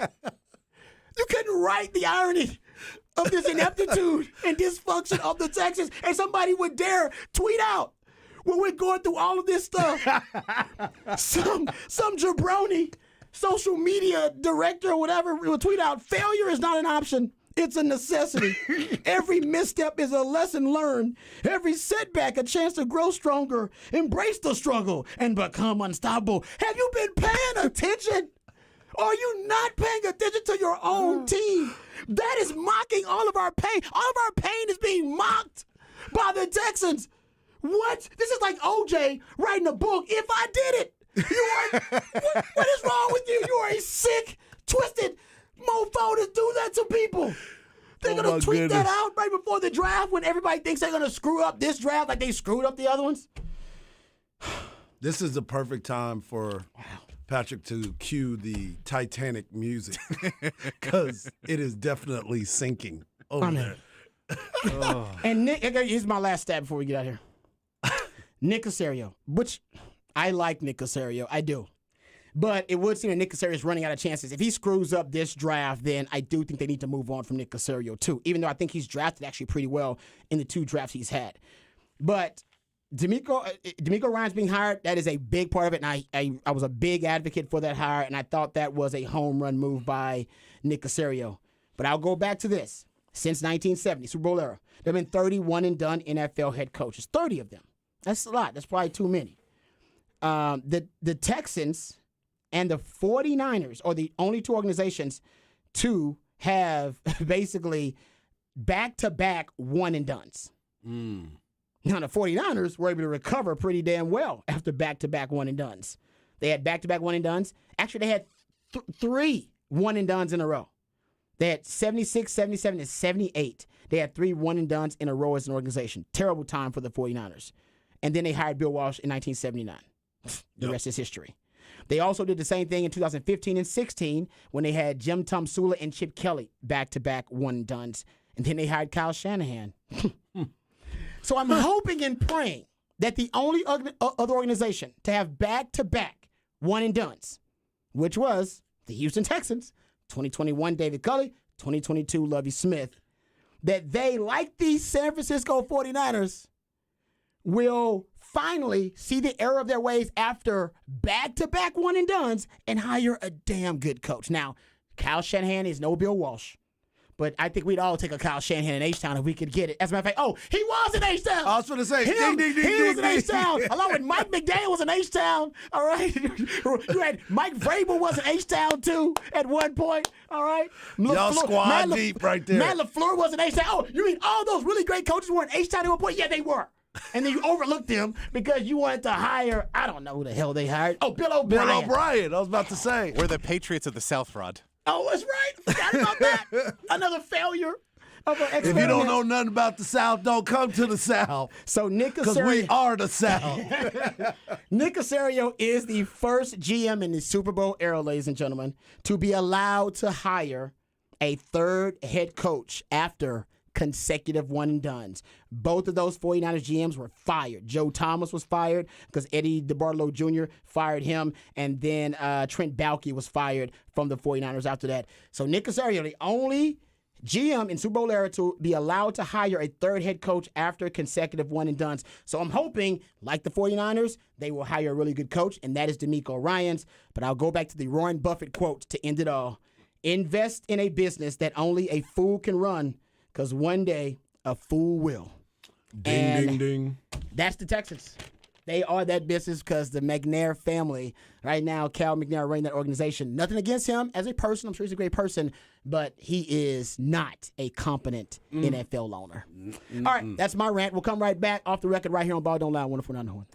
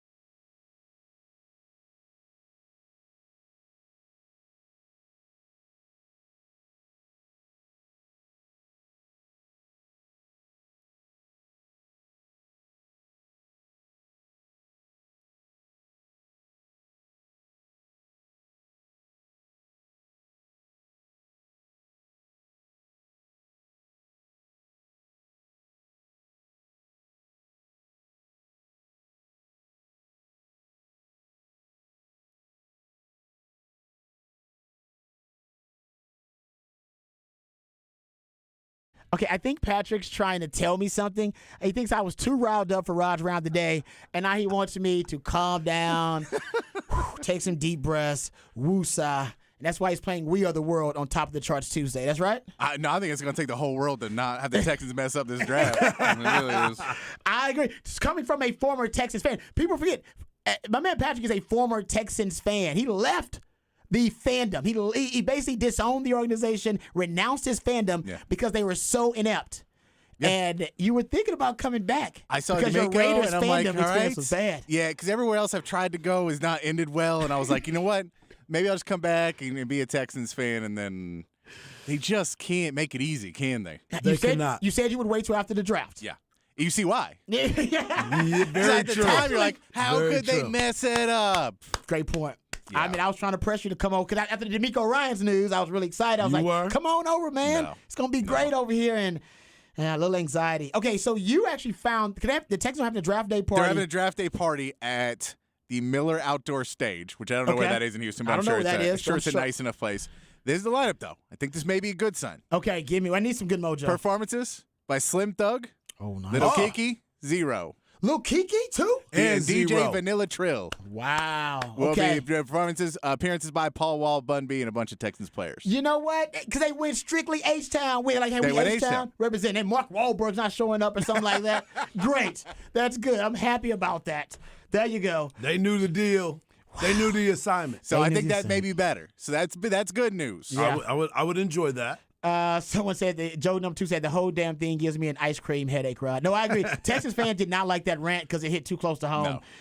So Because said, they kept having flashbacks of everything you were saying. yeah. It was like, yes, I remember. I remember. Texas fan, it's a new regime and they're learning from their past. They're not living in that state of mind anymore. Try to do the same, fellas. Listen, I would love not to live in that state of mind, but just last season they screwed up the Tankathon. They just screwed that up.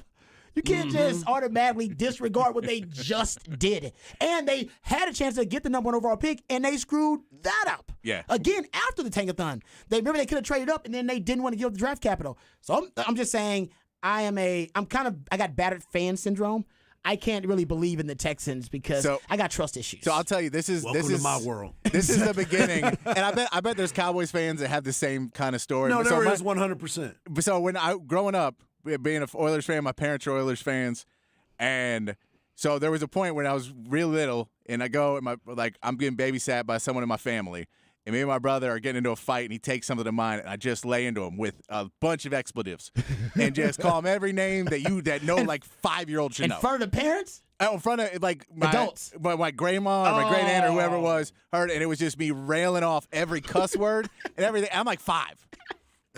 Where'd you learn that? And Mom. she Yeah, comes in, exactly. she goes, what? She said, what are you saying? And I was like, oh, and she's like, he took my thing. And they go, do you even know what that means? And I go, yeah, it means the Oilers are losing.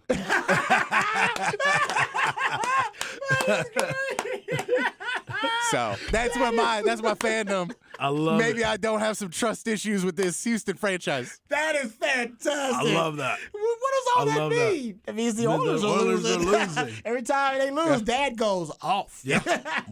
Welcome to being a Cowboy fan. That is a fantastic story, Patrick. I'm glad our misery of our shared misery and Yeah. shared trauma of being an Oilers fan can bring us also let's- together. some Bring us joy in there. I Yeah. love that. That's great. That is great. All right. Thanks, my man Patrick, for actually putting a positive spin on things. But sorry about the Texans rant. I had to get that off my chest, guys. I will try to be more positive about the Texans. Hopefully, this draft coming up on Thursday will give me reasons to. We're gonna be out and about. We'll give you some more details about that coming up, and let you know we're gonna record our reactions to the number 1 overall pick, to the Texans pick, and to the Cowboys pick. And I want to do it to Bijan, but we don't know where Bijan's going to go. We'll talk about that on the other side, right here on Ball Don't Lie on 104.9 The Horn.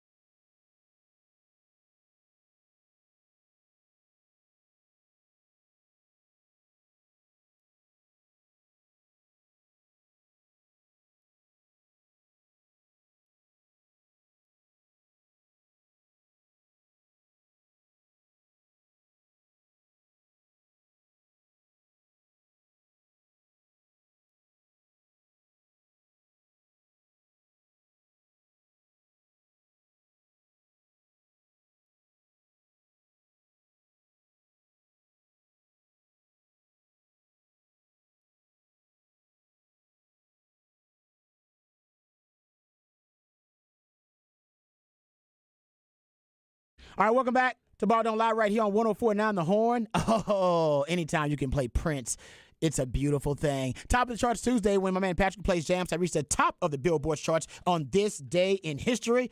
This has been a really good top of the charts Tuesday. Jackson 5. Got some Prince. You had Rio the World, which is everybody. Everybody. Everybody in Rio the World. Everybody. Yeah, I like that. My Patrick doing a great job with the top of the charts Tuesday. All right, before we get out of here, got about 7 minutes or so before we got to get out of here, and we'll give you up to Texas baseball. Craig Way, the voice of the Longhorns, on the call. Who's calling the game with Crazy? Roger Wallace? No, it's Tom Barfield. Tom Barfield. That's All right, there you go. right. Tom Barfield calling in my man Craig today. We will get tomorrow. We'll get into some Bijan sound tomorrow. We kind of ran out of time to get into it. He was on NFL Live, so we'll have that NFL Live sound for you. And also, I'll have some more like Cowboys draft takes, basically coming up with the kind of trends for the Cowboys over the last few years that may foreshadow what they're going to do in this upcoming draft. Speaking of Cowboys, Patrick has some audio of Jerry Jones and Mike. This is the audio that Harge was referencing earlier in the show. So basically, I think they're ending the press conference, actually. It's on their pre-draft press conference. And I believe this is Jerry Jones just joking. I'm assuming this is just him just joking, playing around, having some fun. Mike McCarthy's a little hurt by it. You can tell. You see the video. I saw Steven. Steven had to be like, oh. Yeah, okay, so it's really quick audio. We'll discuss it on the side. But here is Jerry Jones taking a pretty funny shot, I thought, at Mike McCarthy. Drafting's not our problem. Coaching is. He's got to get everybody. And if you see Mike McCarthy's face, everybody's been in this situation where one of your close friends or somebody that obviously a loved one of yours, they know you really well, and they make a joke, and they're obviously, it's in hyperbole, they're joking, it's in jest, but it hits real close, like it hits home because it's something that you're insecure about, something you've thought about, maybe. And for Mike McCarthy, we've been talking all offseason that his job is on the line this year. If he doesn't get past the divisional round, Dan Quinn is basically the de facto coach in waiting, that he hasn't done enough. All these types. That's why he's taking over the play calling duties, right? There's no more excuses for Mike McCarthy. And then his boss, Jerry Jones, makes a joke about his job security. It's fantastic. And so it reminds me of something you're insecure about, somebody jokes about it, everybody laughs, but internally you laugh out, but internally you're a little hurt by that. You're crying inside. Like, You're damn like, it. why you go there, man? Talk about my coaching, Why man. I'm just trying to get it done. That's how you go down. You sit down to dinner with the family, and then How was today? I guess it was okay. I know it wasn't pretty because I watched the good. press conference, honey. I saw the press conference. Don't tell us. It was just, you can tell he was joking because Jerry laughs almost initially. As soon as he makes the joke, he's like, ha ha. He hits Mike McCarthy real quick. Be like, I know what I just said. Don't worry. He taps him like, that was funny, wasn't it? Like, oh, I love it. I think it's fantastic. I do too. Hey, remember we said that about Kellen Moore, and you had me fire my boy. We do know Jerry loved him from Kellen Moore now. Yep. He did love him from Kellen It's Moore. only on you now, Mike. Go ahead out there and do it, man. We're going to get all the groceries for you. We're going to help you get them groceries. I mean, the only thing that's bad for Mike McCarthy right now is that the expectations are really high. He's got to get past the divisional round. And I think he's good. He's past the divisional round. He doesn't have to make a Super Bowl. I think they deem success as we got to get past the divisional round. We haven't gotten past the divisional round in forever. We need somebody to break through. And if Mike McCarthy breaks through, I think he's safe. Yeah, he might get an extension. It is always, though, how painful that loss is. That's true. Can't be embarrassing. Because if you get embarrassed or you make some really bad play calling, like if you have a loss where you don't manage the game clock right for Mike McCarthy in year 3, 4, you miss up that how you did in year 1, then people are going to start to go, oh, no, you're just the bad coach. Like the team did it. Everything else is fine. You just didn't do it. Nah, you're right. You can't be exposed. I don't think Mike McCarthy will be exposed to that extent, but you're right. That can easily happen. The Cowboys should not be embarrassed like that at that level, but that can end up happening too. It can all change quickly. Speaking of the Cowboys, and maybe this is Jerry Jones learning from past mistakes. This is what we all hope the Texans are doing because they've made a ton of them. Hopefully the Cowboys are doing it too. Jerry Jones recently admitted, guys, that basically the Zeke draft pick was too high. It took a while. for him to admit they drafted Zeke a little too high. It comes from Mark Lane. Says Jerry Jones said the Ezekiel Elliott still is an outstanding football player. And, he's very complimentary of Zeke because he really likes Zeke. But he did basically admit in that press conference that he's still an outstanding player. But he said that he said if they had the right guy at the right position in this draft at running back, they would certainly look at it. But basically said drafting Zeke, paraphrasing for us, might have been a little too high to draft a running back that high. And I think he's probably talking about now, drafting a running back that high now. But even then, I think Jalen Ramsey probably was the pick most people were thinking they'd get with that number 4 overall pick drafting Zeke. Even now, he said Zeke was picked too high for us. I think now with Bijan, that's why the Bijan pick is so intriguing. 26 is the perfect spot for running back. Now, he won't fall there, but you can justify trading up in the top 15 for a Bijan if you really want him. Cowboys won't do it. They won't do it. Can we honestly say that it was a mistake? The problem was contract number 2 was the mistake. What Zeke gave you was outstanding. He did a lot of great work. He played the game the way it was supposed to be played. You giving him the money is the bigger problem. That is the problem that I have with it. I thought what he did at that pick was outstanding. He played quality football. Maybe it was because of some of the stuff he was doing off the field that kind of took away from what he was doing on the field. But if you go up and you put his numbers up against anybody early in his career, he was ideal at the running back position. I think the problem was you paid him too early and not cut it off. It goes back to what we were talking about before. You look at what Bijan was able to do or what Bijan did in college, and you have an opportunity to go get him, you go get him. That's a good point. I'll say this, just devil's advocate. Remember at the time, they don't think it's going to be Zeke and Dak. They think they're getting Zeke for the end of the Tony Romo regime. Thing. That's right. Basically, they had built that offensive line because Tony Romo was fragile. They want to protect Romo. The way you protect Romo, get him a good running game with the best O-line in the league. At the time, it was the best O-line in the league. And it was the perfect pick for that number. Yeah, so at the time, they're thinking Zeke's the final piece to us making a championship run. It's the second amount of money that you gave him that was wrong. Yeah, and I'm a homosexual, so I loved Mr. Romo, and I did like that pick at the time, but turned out it blew up in their face a little bit. But you're right. They compounded that mistake by making another one. Yep. What's on tap for you tonight? I'm going to go home and watch this basketball game. I'm going to listen to my man Craig Way and Tom Barfield. Yeah, that's Texas right. baseball going to rebound tonight. What's on tap for you, Patrick? More basketball. Basketball tonight and Texas baseball, of course. Coming up next, Craig Way on the call, the voice of the Longhorns. And you said Tom Barfield on the call? Tom Barfield. My man Hard, he's always in the know. Remember, the revolution will not be televised. We'll be talking about it right here on Ball Don't Lie. We love you guys. We mean that. Take care of yourselves, but more importantly, take care of each other. Peace.